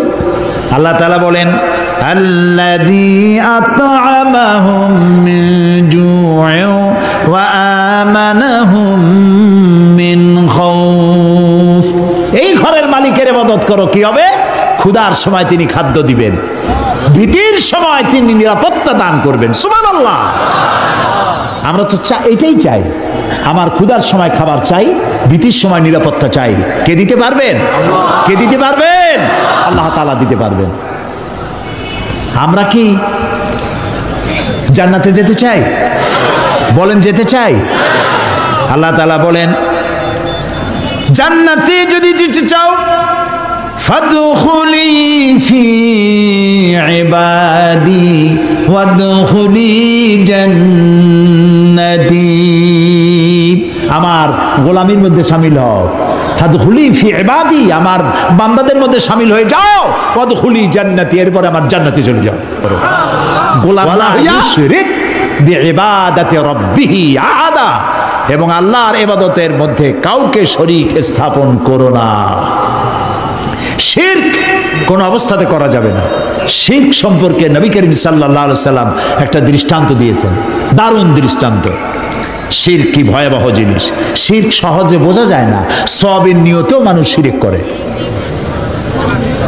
এই শিরক বোঝা কঠিন, সেই জন্য রাসূলুল্লাহ একটা দৃষ্টান্ত দিয়েছেন। অমাবস্যার রাত, কিসের রাত? অমাবস্যার রাতে কালো পাথরের উপর থেকে কালো পিঁপড়া যদি যায়, চিন্তা করেছেন কথা? অমাবস্যার রাত, মানুষ নিজেকেও নিজে দেখে না, পাথরটা কি রঙের? ওর উপর থেকে যাচ্ছে কি দেখা যায়? এইটা যেমন দেখা যায় না, মানুষ নিজের অজান্তে না জেনে এরকম শিরকের মধ্যে মুবতালা হয়ে যায়। এই জন্য শিরক থেকে বাঁচতে হবে। কিয়ামতের দিন আল্লাহ তাআলা তার বান্দাকে, যে বান্দাকে জান্নাত দিতে ইচ্ছে করবেন, পাহাড় পরিমাণ গুনাহ যদি থাকে, আর আল্লাহ যদি ইচ্ছে করেন ওই বান্দাটাকে জান্নাতে দিবেন। আল্লাহ তো বেপরোয়া, কারো কাছে তার কৈফিয়ত দেওয়া লাগে? তিনি তার কোনো বান্দাকে জান্নাতে দিবেন। গুনাহ করেছে জীবনে বহুত, আল্লাহ বললেন তোরে মাফ করে দিলাম। কেউ বলতে পারবে যে আল্লাহ মাফ করলা কেন? না। আল্লাহ যদি মাফ করতে চান, ফেরেশতাকে বলবেন, ফেরেশতা দেখো তো তার আমলনামায় কোনো শিরক আছে নাকি। কোন শিরক যদি না থাকে, রিপোর্ট যদি হয়, আল্লাহ বলবেন মাফ করে দিলাম, যাও আমার জান্নাতে। তবে ভালো কাজ করতে হবে, তাহলে কিয়ামতের দিন কার সাথে দেখা হবে? আল্লাহর সাথে দেখা হয়ে যাবে। সুবহানাল্লাহ কবেন না? আল্লাহর সাথে দেখা হয়। আল্লাহু আকবার। যে অনুষ্ঠানে, জান্নাতের যে অনুষ্ঠানে আল্লাহ তাআলা তার বান্দাদের সঙ্গে দেখা করবেন, সুবহানাল্লাহ, সেই অনুষ্ঠানের কোন এক কোনায় কানায় আল্লাহ যেন আমাদেরকে একটু থাকার, বসার তৌফিক দান করে দেন। আল আবিদুন, জীবনের সব ক্ষেত্রে ইবাদত হবে আল্লাহ তাআলার। আর ইবাদত কাকে বলে? এক কথায় বলে দিলাম, আল্লাহর হুকুম মাফিক জীবন পরিচালনা করা, রাসূলুল্লাহর বিধান অনুযায়ী জীবন পরিচালনা করার নামটাই হলো ইবাদত। এখন আপনি যাই করেন, আল্লাহ এবং রাসূলের হুকুম মাফিক হতে হবে। 3 নম্বরে বলা হয়েছে আল হামিদুন, প্রশংসাকারী। কার প্রশংসা? বলেন সবাই। আল হামিদুন, প্রশংসাকারী। 1 নম্বরে কি বলছিলাম? তওবাকারী। 2 নম্বরে কি বললাম? ইবাদতকারী। 3 নম্বরে প্রশংসাকারী। প্রশংসা কার হবে? আল্লাহর। আল্লাহ আল্লাহ আল্লাহ আল্লাহ, তিনি ছাড়া প্রশংসা কারো হতে পারে না। আল্লাহ তাআলা কোরআনে শুরুই করেছেন নিজের প্রশংসা দিয়ে। সুবহানাল্লাহ। আলহামদুলিল্লাহি রাব্বিল আলামিন। পড়েন সবাই, আলহামদুলিল্লাহি রাব্বিল আলামিন। সমস্ত প্রশংসা, যাবতীয় প্রশংসা আল্লাহর জন্য। তার প্রশংসা করব না তো কার প্রশংসা করব? কোন হুজুর ফু দিয়া গ্লাস ফাটাইলো? কোন হুজুরে বাংলাদেশে বসে মক্কা শরীফের কুত্তা খেদাইলো, পুকুরে আগুন জ্বালাই দিল? ওগুলো আমার জানার দরকার নেই। এই প্রশংসা করার কোনো দরকার নাই। প্রশংসা করবো আল্লাহ এবং তার রাসূলের। সুবহানাল্লাহ। এটাই মুমিনের কাজ। আল্লাহর প্রশংসা করতে করতে জীবনটা শেষ হয়ে যাবে মুমিনের। সর্বক্ষেত্রে আল্লাহর প্রশংসা। কোনটার প্রশংসা করে শেষ করতে পারবেন? এই যে 2টা চোখ আল্লাহ দান করলেন, এই 2টা চোখের প্রশংসা করে শেষ করতে পারবেন? আরে এই চোখ 2টা যদি না থাকতো আমি আমার মায়েরে দেখতাম না। এই একটা জিহ্বা টেস্ট মেশিন। দেখছেন কত রকমের টেস্ট একটা জিহ্বায়। পালন শাক, পুঁই শাক, লাল শাক, কলার শাক, মোটর শাক, এক একটা মজা আলাদা পান না একরকম? রসগোল্লার মজা একরকম, জিলিপির মজা আর এক রকম, ছানারটা আর এক রকম, চমচম আর এক রকম, পুঁটি মাছ একরকম, কই মাছ আর এক রকম, ইলশা মাছ আর এক রকম, ঠিক কিনা? মুরগির গোস্ত একরকম, গরুর গোস্ত আর এক রকম। হাজারো খাদ্যের টেস্ট একটা জিহ্বা দিয়া। সুবহানাল্লাহ। সেই জিহ্বা 32টা শত্রুর মধ্যে থাকে। কয়টা শত্রু? আর এই জিহ্বা দাঁতের প্রতি কত দরদ তার। কোন জায়গায় কোনো একটা কিছু ঢুকলে জিহ্বা ওইটা নিয়ে গুতোগুতি করতেই থাকে বাইর করার জন্য। এত রহমত করে, দয়া করে সে দাঁতের প্রতি, আর সেই দাঁত সুযোগ পাইলেই একটা বাইরে দেয়। দেখছেন অবস্থা? আল্লাহ তাআলা এমন সুন্দর জিহ্বা দিলেন, আহারে শুকর আদায় করে কুল পাওয়া যাবে। এই জিহ্বাটা আল্লাহ আবার ভিজা ভিজা রাখছেন। এটা যদি শুকনা, মাঝে মাঝে শুকনা হয়ে যায় না, কথা বলা যায়? যায় না, আল্লাহ ভিজাই রাখছে। সুবহানাল্লাহ। আল্লাহর প্রশংসা করেন। আল্লাহ কয় প্রশংসা করো, আমি তোমারে বাড়াইয়া দেবো। লাইন শাকারতুম লাযীদান্নাকুম ওয়া লাইন কাফারতুম ইন্না আযাবি লাশাদীদ। আমার নিয়ামতের শুকর যদি আদায় করো, আমি নিয়ামত বাড়ায় দেব। আমি তোমাকে বৃদ্ধি করে দেব নিয়ামত। আর যদি শুকর আদায় না করো আমি তোমারে শাস্তি দেব। লা ইন শাকারতুম লা আযীদান্নাকুম, শুকর আদায় করলে বাড়ায় দেব। কি বাড়ায় দেব? না, শুকর যদি আদায় করো বাড়ায় দেব। কি বাড়ায় দেব? না, শুকর যদি আদায় করো শুকরিয়া আদায়ের শক্তি আরো বেশি করে বাড়ায় দেব। নিয়ামত তো দিছি, শুকর আদায় করো, শুকর আদায় করার শক্তি আরো বাড়ায় দেব। তুমি যত শুকর আদায় করবা আমি তোমার উপর রাজি খুশি হয়ে যাব। সুবহানাল্লাহ। আমি যদি আল্লাহর জিকির করি এইখানে বসিয়া, আমরা বগুড়ার ঈদগাহ মাঠে এইখানে আল্লাহর কতগুলো বান্দাবান্দি একত্রিত হয়ে আল্লাহর জিকির আজগার করতেছি। আল্লাহ কয় ফাজকুরুনি আজকুরুকুম, তুমি আমার জিকির করো আমি তোমার জিকির করবো। তো আমার জিকির আর আল্লাহর জিকিরের মধ্যে পার্থক্য আছে না? আমরা জিকির করতেছি মাটির দুনিয়ায় বসিয়া, এইখানে কিছু লোক আল্লাহর জিকির করছে। আল্লাহ কয় তুই যদি আমার জিকির করিস আমি জিকির করব আরশে আজিমে ফেরেশতাদের সাথে নিয়া। সুবহানাল্লাহ। ফাজকুরুনি বিল ইস্তিগফার আযকুরুনি বিল মাগফিরা আযকুরুকুম বিল মাগফিরা, তুমি আমাকে ইস্তিগফারের সাথে স্মরণ করো আমি তোমারে ক্ষমা করার দিয়া তোমারে স্মরণ করব। সুবহানাল্লাহ। আল হামিদুন, আল্লাহর প্রশংসা করিয়া, আল্লাহর যদি প্রশংসা করি তাহলে আল্লাহর লাভ আছে কিছু? না, আল্লাহর লাভ নাই। কারণ আল্লাহর লাভ হইতো যে আমরা যত প্রশংসা করব আল্লাহর পজিশন তত বাড়তে থাকবে, এরকম হবে নাকি? আল্লাহর মর্যাদা যে ডিগ্রিতে আছে, আপনি আমি সারা পৃথিবীর মানুষ আল্লাহর জিকির ফিকির হামদ করে আল্লাহর ওই পজিশন থেকে 1 ডিগ্রি উপরে উঠাইতে পারবো না। আর সারা পৃথিবীর মানুষ যদি আল্লাহকে অস্বীকার করে, শুকরিয়া প্রশংসা যদি না করে, যে পজিশনে তিনি আছেন তার থেকে 1 ডিগ্রি নিচেও নামবে না। তাহলে এই শুকর আদায় করায়, প্রশংসা করায়, তাসবিহ পড়ায় আল্লাহর কোনো লাভ নাই। লাভ কার? বলেন আমার, বলেন আমার লাভ। আমি যত শুকর করব, জিকির করব, আল্লাহ তত আমার মর্যাদা বাড়াই দিবেন। সুবহানাল্লাহ, সুবহানাল্লাহ। এই জন্য প্রশংসা হবে কেবলমাত্র কার? আল্লাহ তাআলার প্রশংসা করতে হবে। সুবহানাল্লাহ। এই যে গাছপালা দেখতে পান চতুর্দিকে, এই গাছগুলি কার জিকির করে? বাতাস তার শনশন রবে, পাখিগুলি তার কলো কাকলিতে, নদীগুলি তার কুলুকুলু নাদে, গাছের পাতাগুলি তার মর্মর রবে। যত ধরনের শব্দ আমরা শুনতে পাই সমস্ত শব্দগুলি কোনো শব্দ নয়, ওর থেকে তারা আল্লাহর তাসবিহ পড়ে। সুবহানাল্লাহ, আল্লাহু আকবার, আলহামদুলিল্লাহ তাসবিহ তারা পড়তে থাকে। ওয়ালাকিন লা তাফকাহুনা তাসবিহাহুম, ওদের তাসবিহ তোমরা বুঝতে পারো না। ওরা সব সময় সবাই আমার জিকির করছে, তাসবিহ পড়ছে। আল হামিদুন, সুতরাং তুমি আমার প্রশংসা করো, শুকরিয়া আদায় করো, তাহলে আমি তোমার নিয়ামত বাড়ায় দেব। প্রিয় ভাই সব, আল্লাহর এই নিয়ামতের শুকর আমরা যেন জীবনের সব ক্ষেত্রে করতে পারি, এ তৌফিক যেন আল্লাহ আমাদেরকে দান করে দেন। আমরা বলি আমিন। মুমিন ব্যক্তিদের জন্য 8টা কোয়ালিটি থাকতে হবে। 8টি কোয়ালিটি হলেই পরিপূর্ণ মুমিন হবে। কয়টা কোয়ালিটি? আজকে আমি 3টা কোয়ালিটির কথা আপনাদের সামনে বললাম, বাকি কোয়ালিটিগুলির কথা আগামীকাল বলবো ইনশাআল্লাহ। এবং কালকে ইশার নামাজের পরেই আমি শুরু করব ইনশাআল্লাহ, যাতে করে একটু বেশি সময় নিয়ে আমরা এই কোয়ালিটিগুলি শুনতে পারি। আল্লাহ যেন তৌফিক দেন, বলি আমিন। এখন মোনাজাত হবে, দাঁড়ানো ভাইরা বসেন, যত লোক দাঁড়ানো আছেন সব যার যার জায়গায় বসে পড়েন, মোনাজাতে অংশ নেন, কেউ দাঁড়িয়ে থাকবেন না, সবাই বসে। মাহফিলের মাঝখানে, মাহফিলের পাশে দাঁড়ানো ভাইদের বসতে বলছি, হাঁটতে বলি নেই।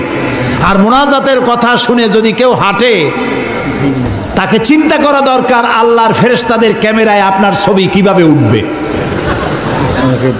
জি, শুনতেছেন আমার কথা? মোনাজাতের কথা শুনে যদি উল্টা কেউ হাঁটে, আল্লাহর ফেরেশতাদের ক্যামেরায় তার ছবিটা উঠবে কিভাবে? মোনাজাতকে বর্জন করে অ্যাবাউট টার্ন করছেন। আল্লাহ রক্ষা করুন সকলকে, আমরা বলি আমিন। মোনাজাত কার কাছে? আল্লাহর কাছে। আমি বড় জোর 1-1.5 ঘন্টা কথা বলবো, এর বেশি নয়।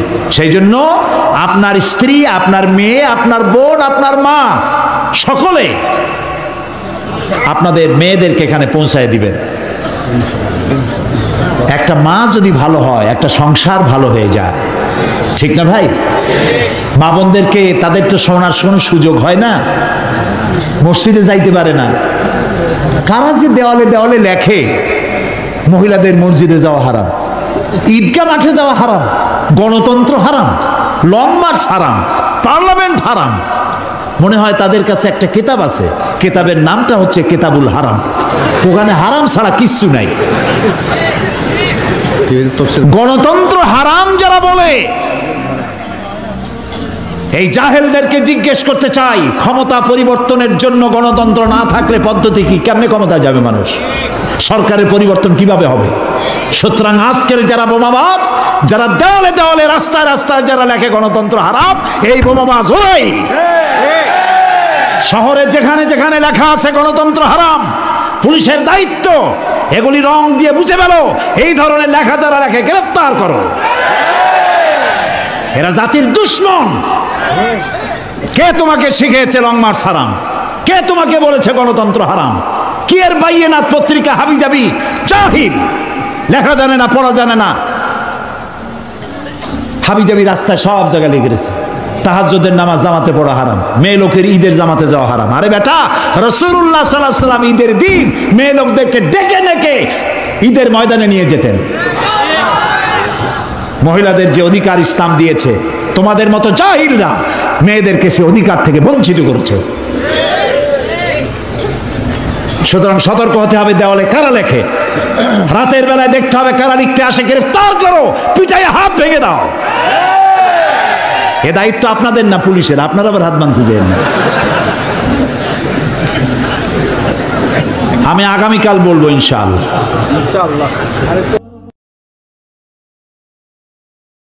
হযরতে সাদ তখন বললেন, তাহলে তোমরা সবাই আমার পেছনে পেছনে এই দরিয়ার ভিতরে ঝাঁপিয়ে পড়ো, আর আমার সঙ্গে সবাই উচ্চারণ করো, নাস্তাঈনু বিল্লাহি ওয়া নাতাওয়াক্কালু আলাইহি হাসবুনাল্লাহু নি'মাল ওয়াকিল নি'মাল মাওলা ওয়া নি'মান নাসির। ইতিহাস লিখতেছি, 60,000 সৈন্য তাদের অশ্ব নিয়ে, তাদের উষ্ট্র নিয়ে, তাদের মালপত্র নিয়ে, জাহাজের সামান নিয়ে শ্রাবণের খরস্রোতা নদী, উত্তাল তরঙ্গমালায় ভরা নদীর উপর থেকে এই সাহাবীরা পাড়ি দিয়ে ওপার চলে গেলেন। ওপার যাওয়ার পরে হযরতে সাদ বলছেন, তোমাদের কেউ কি হারায় গেছে নাকি? সবাই এদিক ওদিক তাকায় খোঁজ করে বলল, মানুষ তো দূরের কথা, একটা উটও আর ঘোড়াও একটাও হারায় যায় নাই। একজন বলল, আমার একটা পেয়ালা, যে পেয়ালা আমি পানি পান করতাম, সেই পেয়ালাটা তুফানে ছিটকে কোথায় চলে গেছে, ওইটা হারায় গেছে। হযরতে সাদ বলেন, মুজাহিদের কোন জিনিস দরিয়া নিতে পারে না, অবশ্যই তা ফেরত আসবে।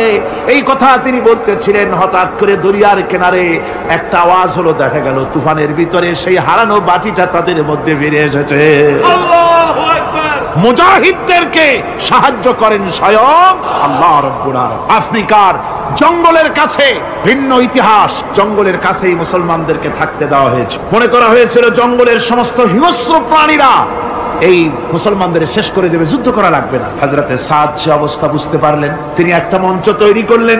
সেই মঞ্চের উপরে দাঁড়ায় জঙ্গলের প্রাণীদের দিকে লক্ষ্য করে তিনি নোটিশ জারি করে দিলেন, বললেন, ইয়া আইয়াতুহাল হাশারাতু ওয়াস-সিবাউ নাহনু আসহাবু রাসূলুল্লাহ সাল্লাল্লাহু আলাইহি ওয়াসাল্লাম। হে জঙ্গলের হিংস্র প্রাণীরা, আমরা আল্লাহ রাসূলের সাহাবী, ফাইন্না নাজিলুনা ফামান ওয়াজাদনা বাদাহু কাতালনাহু।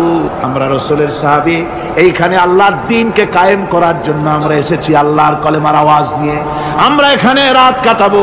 সুতরাং এই জঙ্গলের ভিতরে হিংস্র প্রাণী যত আছো, সব আমাদের এই জায়গা ছেড়ে অন্যত্র চলে যাও। আফ্রিকার জঙ্গলি মানুষেরা চিন্তা করলো, মানুষের কথা কি জঙ্গলি প্রাণীতে শোনে নাকি, পাগলে কয় কি? তারা তাকায় তাকায় দেখলো, হযরতে সাদের এই ঘোষণার পরে বাঘের কাতারে বাঘ, সিংহের কাতারে সিংহ, সাপের কাতারে সাপ, যার যার ডিম আর বাচ্চাগুলি মুখে কামড়ায়া সাহাবীদের এলাকা ছেড়ে দিয়ে তারা অন্যত্র চলে গেল। আমার মুসলমান ভাইরা, এই ছিল মুসলমানদের ইতিহাস। দ্বীন প্রতিষ্ঠা করার কাজে মুসলমান এগোলে আল্লাহই মদত করেন। কে মদত করেন? বিশ্বকবি কবি সম্রাট আল্লামা ইকবাল রহমতুল্লাহ আলাইহি বলেছেন, দস্ত দস্ত হ্যায় দরিয়া ভি না ছোড়ে हमने, दस्त दस्त है दरिया भी न छोड़े हमने, बहर जुल्मत पे दौड़ा दिए घोड़े हमने। আমরা সেই মুসলমান, প্রান্তর তো প্রান্তর, আমরা দরিয়ার খরস্রোতা উত্তাল তরঙ্গের উপর থেকে ঘোড়া দাবড়িয়ে আফ্রিকার ভূখণ্ডে কালেমার পতাকা আমরা উড্ডীন করেছি। আমরা সেই মুসলমান। একটুখানি জিকির করেন, লা ইলাহা ইল্লাল্লাহ, লা ইলাহা, লা ইলাহা ইল্লাল্লাহু মুহাম্মাদুর রাসূলুল্লাহ। সমুদ্রের ঢেউকে, দাজলা নদীর ঢেউকে আল্লামা ইকবাল স্মরণ করায় দিন, ও দরিয়ার ঢেউ, এ মওজুদা জলাব তু ভি পহচানতি হ্যায় हमको, अब तक है तेरा दरिया अफसाना हमारा। হে টাইগ্রিসের উত্তাল উত্তাল তরঙ্গমালা, নিশ্চয় তোমার ভুলে যাওয়ার কথা নয় যে তোমার উপর থেকেই আমরা দরিয়া পার হয়ে উপরে গিয়ে কালেমার পতাকা উড্ডীন করেছিলাম। আমরা সেই মুসলমান। আজ ইসলামী চেতনা হারায়া আমরা আজকে দুনিয়ার মধ্যে সবচাইতে লাঞ্ছিত, পদদলিত, হেয় প্রতিপন্ন জাতিতে পরিণত হয়েছি। আমার ভাইরা, মহাকবি বিশ্বকবি কবি সম্রাট আল্লামা ইকবাল রহমতুল্লাহ আলাইহি সুন্দর করে বলেছেন, মুসলমানদেরকে লক্ষ্য করে বলেছেন, ঘোষণা করো, বাতিলদেরকে জানায়া দাও, আমরা মাথা নত করার জাতি নই। আমরা মাথা নত করার জাতি। ভারত আজ আমাদের দিকে চোখ রাঙায়, ভারত চোখ রাঙায় তাকায় আমাদের, দুনিয়ার অনেকেই আমাদের দিকে চোখ রাঙায়। বিশ্বকবি আল্লামা ইকবাল বলেছেন, বাতিল সে দবনে ওয়ালে আয়া আসমান নেহি হাম, বাতিল সে দবনে ওয়ালে আয়া আসমান নেহি হাম, সবর কর চুকা হ্যায় তু ইমতিহান হামারা। বাতিলের সামনে মাথা নত করার জাতি আমরা নই। ওই আকাশ সাক্ষী, জমিন সাক্ষী, আমরা মাথা দিয়েছি কিন্তু মাথা নত করি নাই, শির দিয়েছি আমামা দেই নেই, সে জাতি আমরা। সুবহানাল্লাহ। সেই জাতি আজ দুনিয়ার বুকে লাঞ্ছিত, পদদলিত হচ্ছে। কারণ কি? কারণ হচ্ছে একমাত্র এই যে আমরা আমাদের জীবনের উদ্দেশ্য ভুলে গিয়েছি। আমার ভাইয়েরা, আল্লাহর এই রাস্তায়, আল্লাহর এই দিন প্রতিষ্ঠার জন্য লড়াই হবে, জেহাদ হবে। জেহাদের কথাই বলতেছি। এই জেহাদ হলো পৃথিবীর নির্যাতিত, নিপীড়িত মানুষের মুক্তির জন্য জেহাদ। জেহাদ কি জন্যে? আমরা রাষ্ট্রপ্রধান হব, আমরা দেশ দখল করব, নেতৃত্ব দিব, এজন্য নয়। আমরা জেহাদ করব মানুষকে, মানুষের তৈরি করা মতবাদ, নির্যাতন থেকে, জুলম থেকে, অত্যাচার থেকে মানুষকে বাঁচাবার জন্য, মানবতা নিগৃহীত, নির্যাতিত মানবতার মুখে মুক্তির হাসি ফোটাবার জন্য আমরা করব লড়াই। সেই লড়াইয়ে এগিয়ে আসতে হবে তরুণদেরকে। কাদেরকে? জোরে বলতে হবে, কাদেরকে? তরুণদের আসতে হবে, যুবকদের আসতে হবে। আমার আনন্দে বুক ভরে যায় যখন দেখি মাহফিলে, আজকে তো এই মাহফিল কোরআনে কারীমের কথা, এই ভূখণ্ডে আল্লাহ বলার তৌফিক দিয়েছেন। 35টি বছর পার হয়ে গেছে, জীবনের 35টি বছর কোরআনে কারীমের সামান্য একটু খেদমত করার তৌফিক আল্লাহ পাক দান করেছে। যখন এই কাজ প্রথম শুরু করি তখন দেখেছি মাহফিলে যারা আসে তাদের 95% দাড়ি পাকা বুড়া মানুষ। কিন্তু দিন যত যেতে লাগলো, দিন যত যেতে লাগলো, 71 পার হয়ে গেল, 72, 73, 74 এলো, আস্তে আস্তে দেখা গেল চিত্র উল্টে গেল। আজ মসজিদে তরুণদের জন্য জায়গা পাওয়া যায় না। যারা মসজিদে যায় সব তরুণ। যারা আগে হজে যেত সব বুড়া মানুষ, পাপ করার আর কোনো বয়স নাই, তখন যাইতো হজ করতে। এখন আলহামদুলিল্লাহ তরুণেরা যায় হজ করতে বেশিরভাগ। আজকের মাহফিল দেখুন, দাঁড়ায় দেখতে বলি নাই, জায়গায় বসে আর ডাইনে বা একটু তাকায় দেখেন কারা বেশি, দাড়ি পাকা না যুবক? যুবক আর তরুণ দিয়ে আল্লাহর এই মুজাহিদ, আল্লাহর এই গোলামদের দিয়ে আল্লাহ মাহফিল ভরে দিয়েছেন। জোরে কোন সুবহানাল্লাহ, জোরে কোন আলহামদুলিল্লাহ। এই তরুণ যুবকরাই হচ্ছে ইসলামের সম্পদ। ইসলামের সম্পদ কে? তরুণ আর যুবকেরা। তোমাদের অবদান ইসলামে সব চাইতে বেশি। মনে রাখবেন যুবকেরা, শোনো, ইসলাম প্রতিষ্ঠিত হয়েছে তোমাদের রক্তের উপরে। কাদের রক্তের উপরে? যুবকদের রক্তের উপর। যারা ইসলাম প্রথম কবুল করেছিলেন তারা কিন্তু বুড়ো ছিলেন না কেউ। প্রথম যে ব্যক্তি ইসলাম কবুল করলেন হযরতে সাইয়্যিদুনা আবু বকর সিদ্দিক রাদিয়াল্লাহু তাআলা আনহু, বয়স ছিল 37 বছর। 37 বছর বয়সে দাঁত টাত পড়িয়া খুনখুনা বুড়া হয়ে গেছিল নাকি। হযরত ওমর ইসলাম যখন কবুল করেন তখন তিনি ছিলেন 26 বছরের টকবকে যুবক। যৌবনের রক্ত পা এবং মাথা পর্যন্ত শিরায় উপশিরায় ধাবমান এই যুবক হযরত ওমর 26 বছর বয়সের সময় ইসলাম কবুল করেন। হযরত আব্দুর রহমান বিন আউফ যখন ইসলাম কবুল করেন বয়স ছিল মাত্র 17 বছর। হযরত আলী যখন ইসলাম কবুল করেন তখন বয়স ছিল মাত্র 8.5 বছর। তোমাদের মতো তরুণেরা, যুবকেরাই সর্বপ্রথম কলেমার পতাকা ধারণ করে রাসূলকে সাহায্য করেছিল। সুবহানাল্লাহ।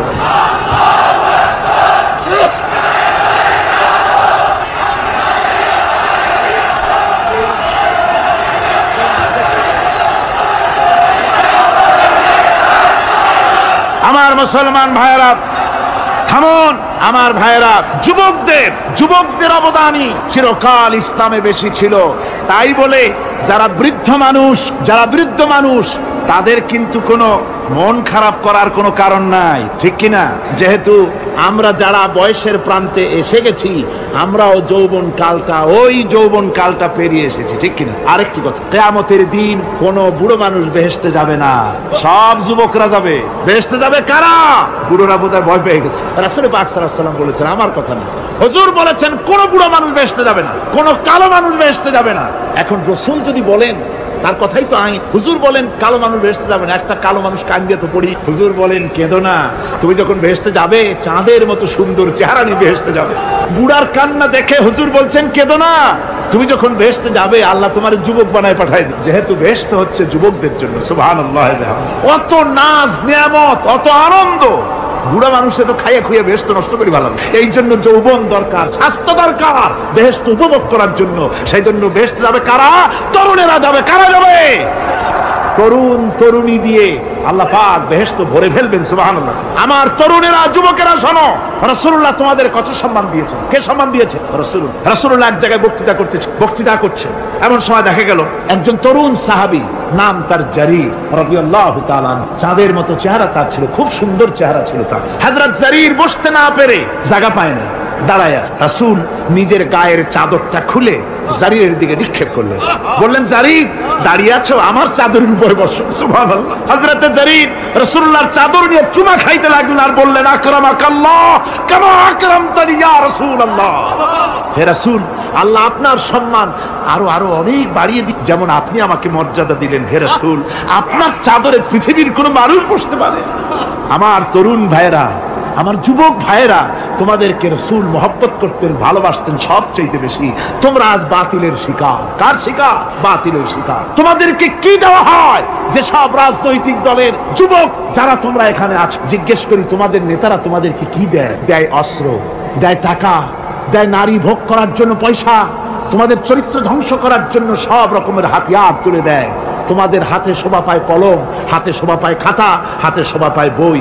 বই খাতা কলমের পরিবর্তে তোমাদের নেতারা তোমাদের হাতে তুলে দেয় স্টেন গান, তুলে দেয় হেরোইন, তুলে দেয় টাকা। এরা তোমাদের নেতা নয়, এরা তোমাদের জীবনের দুশমন। জনগণেরা কি?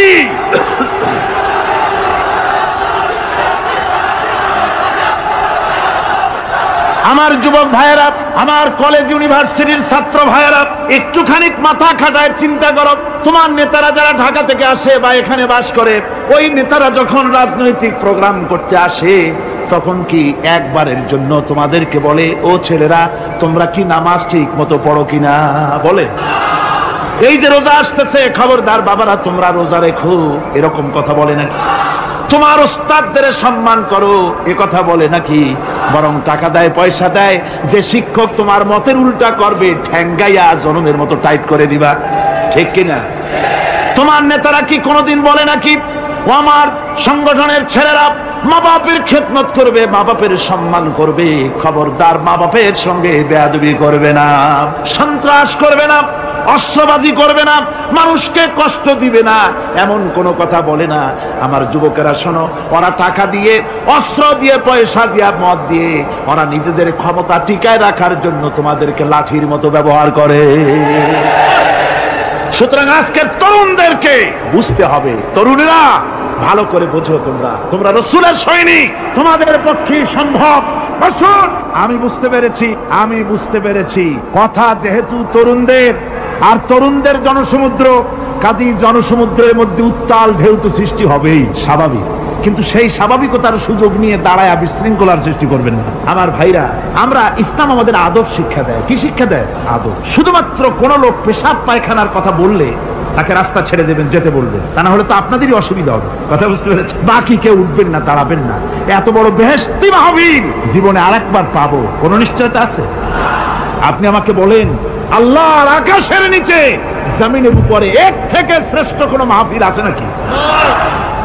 কারণ এ মাহফিল কোরআনের মাহফিল। কিসের মাহফিল? এর থেকে শ্রেষ্ঠ মাহফিল আল্লাহর আকাশের নিচে, জমিনের উপরে হতে পারে না। সুতরাং বেয়াদবি কেউ করবে না। তরুণেরা, যুবকেরা, তোমাদের এগিয়ে আসতে হবে। নির্যাতিত মানবতার পাশে তোমাদেরকে দাঁড়াতে হবে। আজ শ্রমিকরা তাদের ন্যায্য পাওনা পাচ্ছে না, কৃষক তাদের উৎপাদনের মূল্য পাচ্ছে না, নারী তার সতীত্বের গ্যারান্টি পাচ্ছে না। মানুষেরা আজ নির্যাতিত, নিপীড়িত।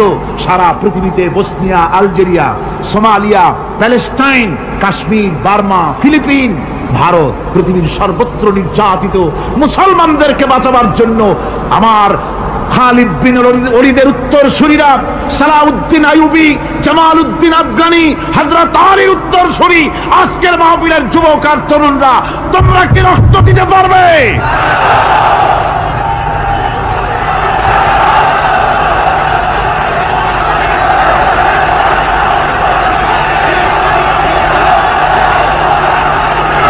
আমার মুসলমান যুবকেরা,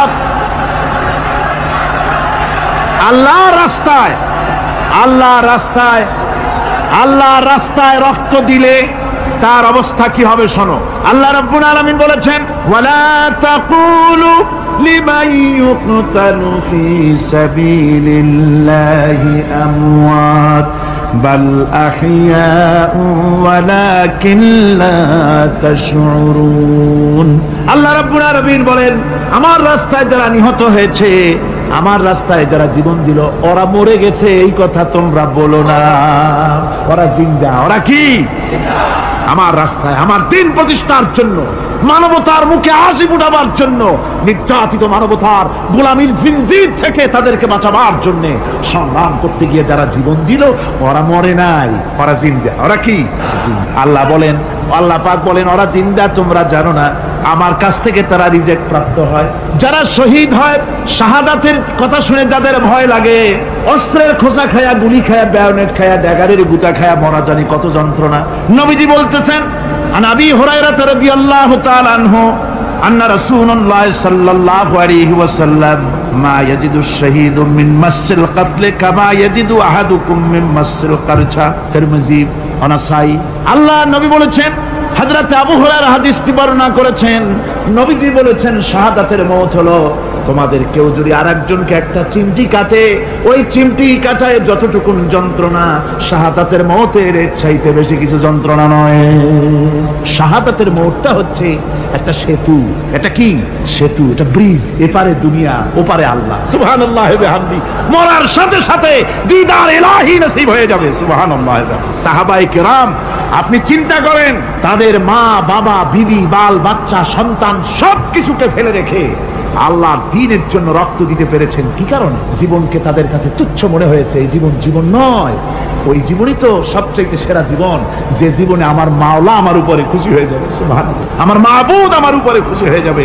ওইটা হচ্ছে সবচেয়ে নিয়ামতের মওত। এই জন্য রাসূল সাল্লাল্লাহু আলাইহি ওয়াসাল্লাম বলেছেন, কেউ যদি শাহাদাতের তামান্না করে দিল থেকে, সে যদি তার বিছানায়ও মরে, আল্লাহ পাক ওটাকে শাহাদাত হিসেবে ধরে নেবে। হযরত ওমর রাদিয়াল্লাহু তাআলা আনহু দোয়া করতেন, আল্লাহুম্মা রযুকনি শাহাদাতান ফি সাবিলিক ওয়াজআল মাউতি ফি বালাদি রাসূলিক।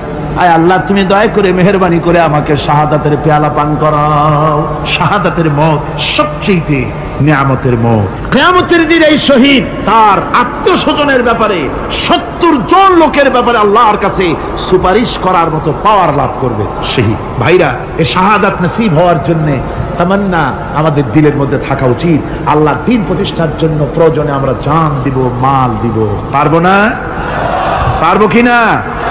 আমার ভাইরা, আব্দুল উজ্জা মক্কা শরীফে বাড়ি, 20 বছরের যুবক, কলিজার মধ্যে সবসময় চায় এতিম মানুষ, বাপ মারা গেছে, একেবারে ছোট অবস্থা, খুব গরিব। চাচা তাকে বড় করেছে, চাচা তাকে ঘর দিয়েছে, বাড়ি দিয়েছে। বুখারীর হাদিস, বুখারী শরীফে বাড়ি ঘর জায়গা জমি সোনা দানা টাকা পয়সা উট ঘোড়া সব দিয়েছে, প্রতিষ্ঠিত করে দিয়েছে। কিন্তু আব্দুল উজ্জা শান্তি পায় না। রাসূল পাক সাল্লাল্লাহু আলাইহি ওয়াসাল্লাম দ্বীনের দাওয়াত দিচ্ছেন, মন চায় তাওহীদের এই সূরা সেও পান করে, কিন্তু চাচার ভয়তে পারে না। মনটা চাচ্ছে আহা চাচা যদি ইসলাম কবুল করতো তাহলে আমার জন্য ব্যাপারটা সহজ হয়ে যেত। এভাবে চিন্তা করতেছে। হঠাৎ একদিন রাসূল পাক সাল্লাল্লাহু আলাইহি ওয়াসাল্লাম হিজরত করলেন। এরপরে আব্দুল উজ্জার ধৈর্যের বাঁধ ভেঙে গেল। আব্দুল উজ্জা গিয়ে বলছে, চাচা মুহাম্মদ সাল্লাল্লাহু আলাইহি ওয়াসাল্লামের নাম তো নিশ্চয়ই শুনেছেন। বলে হ্যাঁ শুনেছি। তিনি যে ইসলামের দাওয়াত দেন ওটা আপনার কাছে কেমন লাগে? তার মানে বলছে যে আমার কাছে তো খুব ভালো লাগে। চাচা ইসলাম কি কবুল করবেন? এই অগণিত মূর্তির সামনে মাথা নত করে আমাদের কোনো লাভ নাই। ওই মূর্তিগুলি আমাদের কোনো সাহায্য করতে পারে না। এক আল্লাহ বিশ্বাস করার জন্য মুহাম্মদ সাল্লাল্লাহু আলাইহি ওয়াসাল্লাম আমাদের বলেছেন। চাচা বলছে, খবরদার, এই কথা যদি আবার উচ্চারণ করো তাহলে আমি তোমাকে যা দিয়েছি সব ছিনায় নেব। আব্দুল উজ্জা বলছেন, তাহলে আর আমি সহ্য করতে পারলাম না। চাচা আপনার সামনেই আমি ঘোষণা করলাম, একদিন চাপা রেখেছি আর পারলাম। আমি ঘোষণা করে দিলাম লা ইলাহা ইল্লাল্লাহু মুহাম্মাদুর রাসূলুল্লাহ। চাচা বলল, তুমি এর পরিণতি জানো? আব্দুল উজ্জা বলল, কি পরিণতি? চাচা বলতেছি, এই কলেমা পড়ার কারণে আমি তোমাকে যা দিয়েছিলাম, ঘোড়া দিয়েছি, উট দিয়েছি, বাড়ি দিয়েছি, সব আমি তোমার কাছ থেকে ছিনাইলাম, সব ফেরত দিতে হবে। তিনি বললেন, আমি রাজি আছি, আমি রাজি আছি। আপনি আমার সোনা দানা ঘোড়া উট আর ঘর বাড়ি যা দান করেছেন, এই দুনিয়াটার মালিক যদি আমারে বানাই দিতেন, আমি এর বিনিময়ে কলেমা পড়া থেকে আর আমি নিজেকে থামায় রাখতে পারি না। বলে আমার সব আমাকে ফেরত দাও। বলল, দিলাম, যা আপনি দিয়েছেন সব আপনাকে ফেরত দিলাম। চাচা বলছে, জায়গা জমি টাকা পয়সা সোনা দানা সব পেলাম, তোমার গায়ে যে জামা, তোমার পরনের যে লুঙ্গি, ওটা আমার টাকার খোলো। আব্দুল উজ্জা বললেন, আপত্তি নাই। জামা খুলে দিলে, পরনের লুঙ্গিটাও খুলে দিলে। 20 বছরের যুবক এই অবস্থায় চলে গেলেন মায়ের কাছে। মা আব্দুল উজ্জাকে এই অবস্থায় দেখে 2 চোখ চেপে ধরলেন। বললেন, বাবা তোমার এই অবস্থা কেন? ছেলে বলছে, মা ইমান আনার কারণে আমি সব হারায় ফেলেছি, আমার আর কিছুই নাই। ইমান আনার কারণে আমার এই অবস্থা হয়েছে। মা বলছে, বাবা আমার কাছে কি চাও? ছেলে বলছে, মা আমি চলে যেতে চাই মদিনায়, আল্লাহ নবী মুহাম্মদুর রাসূলুল্লাহ সাল্লাল্লাহু আলাইহি ওয়াসাল্লামের দরবারে চলে যেতে চাই, আমি একটু বস্ত্র চাই। মা একটা পুরানা কম্বল তার হাতে দিয়ে দিলেন। আব্দুল উজ্জা কম্বলটাকে ছিঁড়ে এক টুকরা কোন রকম হাঁটুর উপরে জড়ায় নিলেন, আর এক টুকরা গায়ে দিয়ে নিলেন। আব্দুল উজ্জা আবার বহু কষ্ট করে মরুভূমি পাড়ি দিয়ে মদিনা মুনাওয়ারায় চলে গিয়ে বাবি জিবরিল থেকে ঢুকে আসহাবে সুফফার চবুতরার সামনে বসে আছেন, ছেঁড়া কম্বল পরা। এবার বিশ্ব নবী, দুনিয়া আখিরাতের বাদশা জনাবে মুহাম্মদ রাসূলুল্লাহ সাল্লাল্লাহু আলাইহি ওয়াসাল্লাম যখন মসজিদের নিজের ঘরের থেকে দরজা খুলে বেরিয়েছেন, দেখেন এক যুবক বসা, একটা আধাটা কম্বল পরা, হাঁটুর উপরে কোন রকম করে রানটা লজ্জাস্থানটা ঢাকার, গায়ে একটা ছেঁড়া কম্বল। তার এই অবস্থা দেখে হুজুর জিজ্ঞেস করেন, তুমি কে? যুবক বলছে, আমি আব্দুল উজ্জা।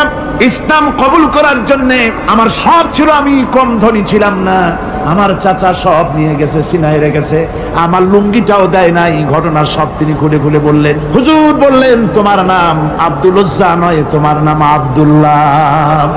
আব্দুল্লাহ জুলবাজাদাইন তার নাম। হযরত আব্দুল্লাহ জুলবাজাদাইন কি রাসূলুল্লাহ দিয়া দিলেন, আসহাবে সুফফাদের সাথে মিলাই দিলেন, এখানে থাকো, খাবার আসতে পরে খাবে। তাদের সব সময় খাবার থাকতো না। আসহাবে সুফফায় তারা থাকতেন যাদের ঘর নাই, বাড়ি নাই, থাকার জায়গা নাই। ক্ষুধার জ্বালায় যখন তারা অতিষ্ঠ হয়ে যেতেন, নবীজি ঘরের থেকে তাহাজ্জুদের জন্য যখন বেরোতেন, ক্ষুধার্ত সাহাবীরা রাসূলের চেহারা দেখার সঙ্গে সঙ্গে ক্ষুধা নিবৃত্ত হয়ে যেত। হযরত রাসূল পাক সাল্লাল্লাহু আলাইহি ওয়াসাল্লাম আব্দুল্লাহকে ওনাদের মধ্যে ভিড়াই দিলেন। আব্দুল্লাহ এবার কোরআন শরীফ পড়ে। কোরআন শরীফ পড়তে গিয়া চিল্লায় চিল্লায় তিনি পড়েন, আস্তে আস্তে পড়েন না। সাহাবীরা বিরক্ত হয়ে রাসূলের কাছে নালিশ করলেন যে বড় চিল্লায় কোরআন পড়ে আমাদের নামাজেও ডিস্টার্ব হয়। হুজুর বলেন সাহাবীরা কেউ আব্দুল্লাহর ব্যাপারে কোনো কথা বলবে না, তারে চিল্লাইতে দাও, যেহেতু ঈমানের জন্য তারে বড় মূল্য দিতে হয়েছে। পরনের লুঙ্গিটা পর্যন্ত আনতে পারে নাই, যত খুশি চিৎকার করেছে আল্লাহর কালাম পড়ু। তাবুকের যুদ্ধ, রাসূলুল্লাহ তাবুকের দিকে রওনা করেছেন, 30,000 সৈন্য নিয়ে রওনা করেছেন। ওই জিহাদে মানুষেরা প্রাণ ভরে রাসূলুল্লাহকে সাহায্য করেছেন। মেয়ে লোকেরা নাকের ফুল, কানের দুল, গলার হাল খুলে খুলে রাসূলের কদম মোবারকে দিয়ে দিয়েছে। ধনীরা টাকা পয়সা সব দিয়েছে। হযরত আবু বকর তো যা ছিল সব এনে দিয়েছে, কিছু ছিল না ঘরে। রাসূল রওনা করলেন।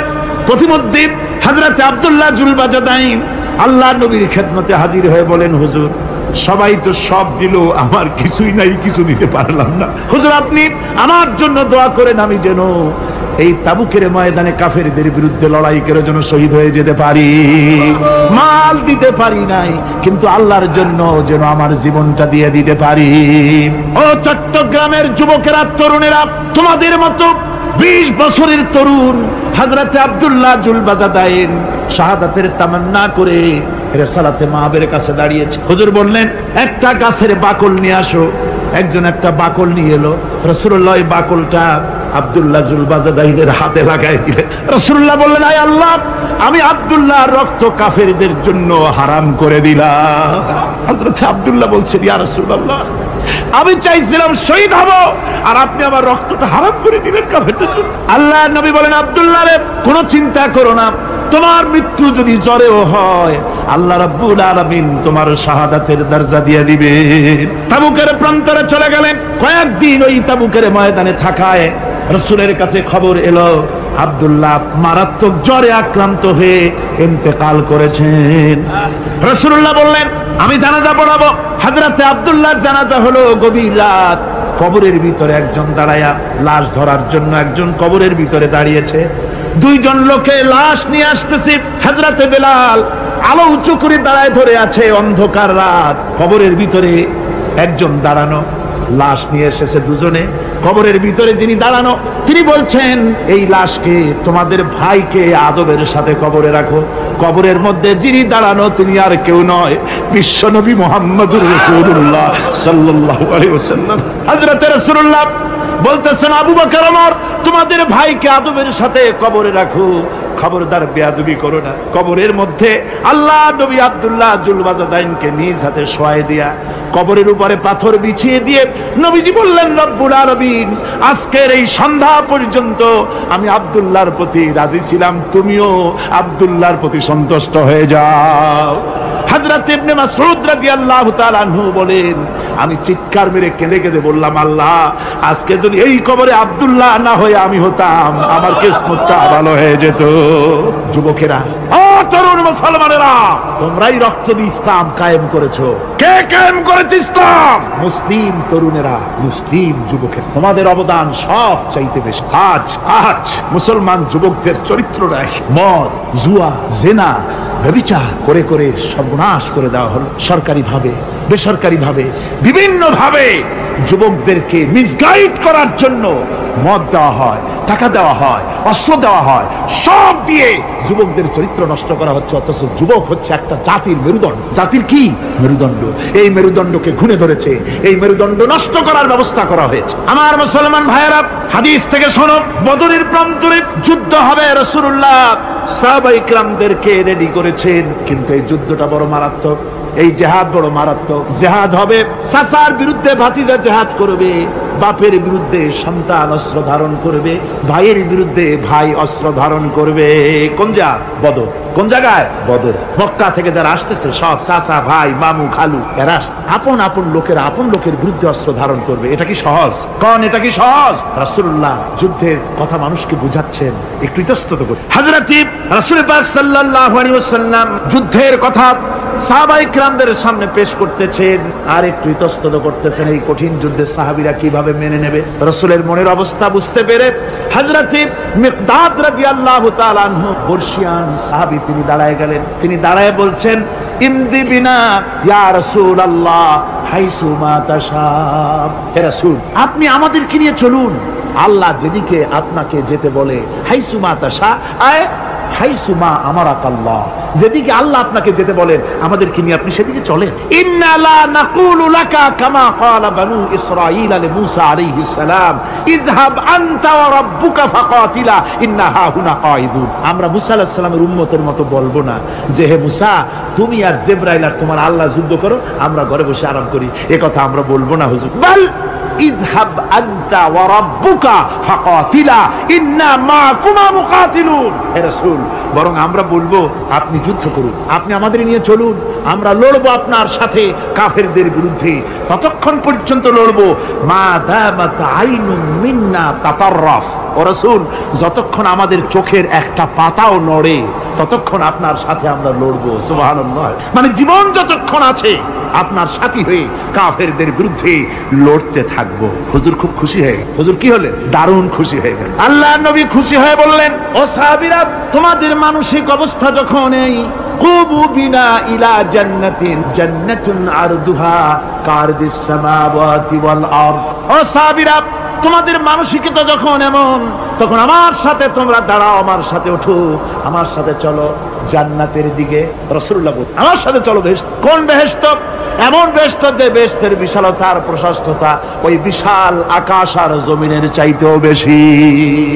এই বিরাট জান্নাতের দিকে চলো আমার সাথে। ফাকামা উমাইর বিন হামাম ওয়া কানা ইয়াকুলু তামার। যুবকেরা, তোমাদের মতো তরুণ, তোমাদের মতো এক যুবক যার নাম উমাইর, তিনি দাঁড়িয়ে গেলেন, হাতে ছিল খোরমা, খোরমা খাচ্ছে। দেখেন বক্তৃতা হয়, মাঠে ওয়াজ নসিহত হয়, আর যুবকেরা দাঁড়ায় দাঁড়ায় বাদাম হয় না, ওই সাহাবী ওই সময় তো বাদাম টাদাম হয়তো পায় না, খোরমা খাচ্ছে, খোরমা চাবাচ্ছে, বিচি ফালাই দিতেছে, আর এইভাবে খাচ্ছে আর হুজুরের কথা শুনে। হুজুরের কথা শুনে উমাইর বলছেন, বাহ বাহ, এটা একটা আঞ্চলিক শব্দ, এর অর্থ হচ্ছে আয়মা আযমাহু ওয়া মা আহসানাহু। হে রাসূল, আপনি কত সুন্দর কথা বললেন, আপনি কি বিশাল কথা বলেছেন, কত বড় কথা বলেছেন। জিহাদ করলে, জান দিলে এমন বেহেশত পাবো, জান্নাতুন আরদুহা কারদিস সামাওয়াতি ওয়াল আরদ, যে বেহেশতটা হবে ওই বিশাল আকাশের চাইতে এমন বেহেশত পাবো। ওয়াল্লাহি লাউ কুনতু হাইয়ান হাত্তা আকুলাহুম ইন্নাহা লাহায়াতুন তাবি। আল্লাহর কসম, আমি যদি হাতের সবগুলি খোরমা খেতে যাই তাহলে তো অনেক সময় লাগবে, বেহেশতে যেতে দেরি হয়ে যাবে, অনেক দেরি হয়ে যাবে বেহেশতে যেতে।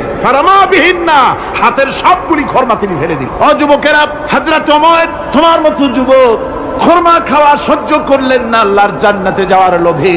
জান্নাতে যেতে দেরি হয়ে যাবে, আল্লাহর সঙ্গে দিদার করতে দেরি হয়ে যাবে, এই মনে করে হাতের খোরমাগুলি ফালায় দিলেন, জিহাদের ময়দানে ঝাঁপায়ে পড়লেন। হাদিস শরীফে এসেছে, উমাইর জিহাদ করে বেশ কিছু কাফেরদেরকে নিহত করে নিজেও শহীদ হয়ে গেলেন। রাসূলুল্লাহ বদরের শাহাদাতের জানাজা করার সময় একজন সাহাবী বলে দিলেন, হুজুর, এই সেই উমাইর, আপনি যখন বেহেশতের কথা বলছিলেন, খোরমাগুলি খাওয়ার তর সহ্য হয় নাই বেহেশতে যাওয়ার জন্য, এই সেই উমাইর। আল্লাহর নবী উমাইরের কাছে দাঁড়ায় আঙ্গুল দিয়ে তার শরীরের দিকে দেখায় বললেন, ইন্নাকা মিন আহলিহা।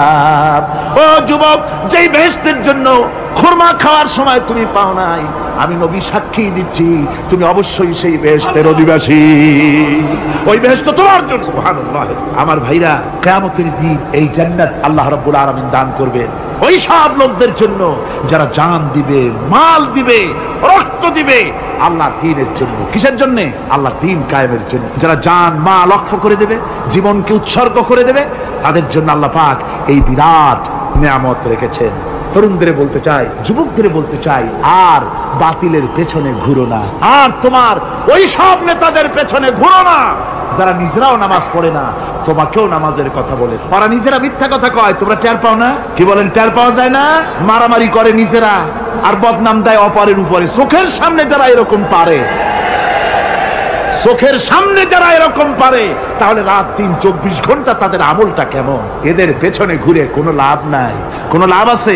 হ্যাঁ, একটা লাভ আছে। সেই লাভটা হচ্ছে টাটকা কিছু সুখ পেতে পারো, কিছু মদের টাকা, কিছু হোটেলের টাকা, কিছু পরের মেয়ে নিয়ে ঘোরার টাকা, কিছু ভ্রমণের টাকা, কিছু অস্ত্রপাতি, ত্রাস সৃষ্টি করা। আর ত্রাস সৃষ্টি করবা, কয়টা অস্ত্রের মালিক হইছো? যুবক, তরুণ, বিপদগামী তরুণদের বলবো, সরকার অননুমোদিত অস্ত্র যাদের কাছে আছে, শুনে রাখ, এই অস্ত্র কাউকে ক্ষমা করে, এই অস্ত্র কাউকে ক্ষমা করে না। সাপ পোষার মতো, যে সাপ তুমি দুধ কলা দিয়ে পোষো, ওই সাপ তোমাকে আবার দংশন করবে। ওঝা মরে না মরে না? সাপ খেলা যারা দেখায় তারা মরে কিনা?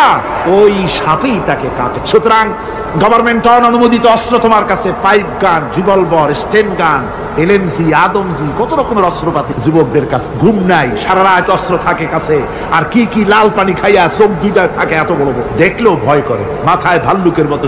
মানুষ মারো তোমরা, মানুষ মারো। আহা, যারে মারলা একটুখানি হিউম্যান বিবেক দিয়ে চিন্তা করো। যাকে মেরেছ ওই রাত্রে তার বাড়ির কাছে যাও, ওই রাত্রে গোপনে তার বাড়ির কাছে গিয়ে দেখো তার মা কিভাবে তার সন্তানের জন্য কাঁদতেছে, মায়ের কোলটা খালি হয়েছে বলে কিভাবে কাঁদতেছে, তার বাবা কিভাবে কাঁদতেছে, তার বউ থাকলে কিভাবে ছটফট করতেছে, তার কলিজার টুকরা সন্তান থাকলে কিভাবে আব্বা আব্বা বলে কাঁদতেছে।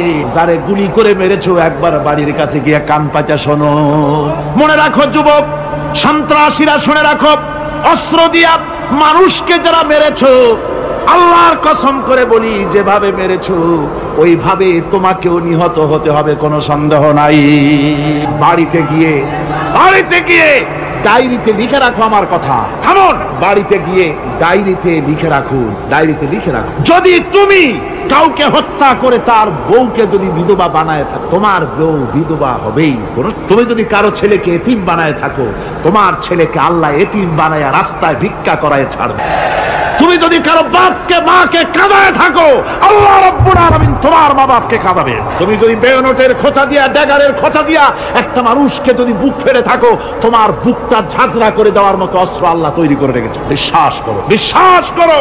অননুমোদিত অস্ত্র থানায় জমা দিয়ে দাও, মসজিদে ঢোকো, নামাজ পড়ো, চরিত্রবান হয়ে যাও। তোমাদের প্রতি আমার উদাত্ত দাওয়াত, আমার বুক ভরা দরদ। তোমাদের বিরুদ্ধে আমাদের কোনো বিদ্বেষ নাই, হিংসা নাই, আছে কলিজা বড় দরদ। দেখতে পাচ্ছি জাহান্নামের দিকে যাচ্ছে। এ পথটা কোন দিকের পথ? যারা বলেন কোথার পথ? ওই নেতাদের পিছনে আর চলো না, তওবা করো। ওই নেতাদের পিছনে আর যাবে না যারা তোমাদেরকে টাকা দেয় আর অস্ত্র দেয়, যারা তোমাদেরকে মদ দেয় আর নারী দেয়, ওদের পিছনে আর চলবে না। ওয়াদা করো। যুবকরা কি পারবে ওয়াদা করতে? ওই সব নেতাদের পিছনে জীবনে আর যাবে না। ওয়াদা করতে পারো? হাত উঁচু করে দেখাও যুবকেরা।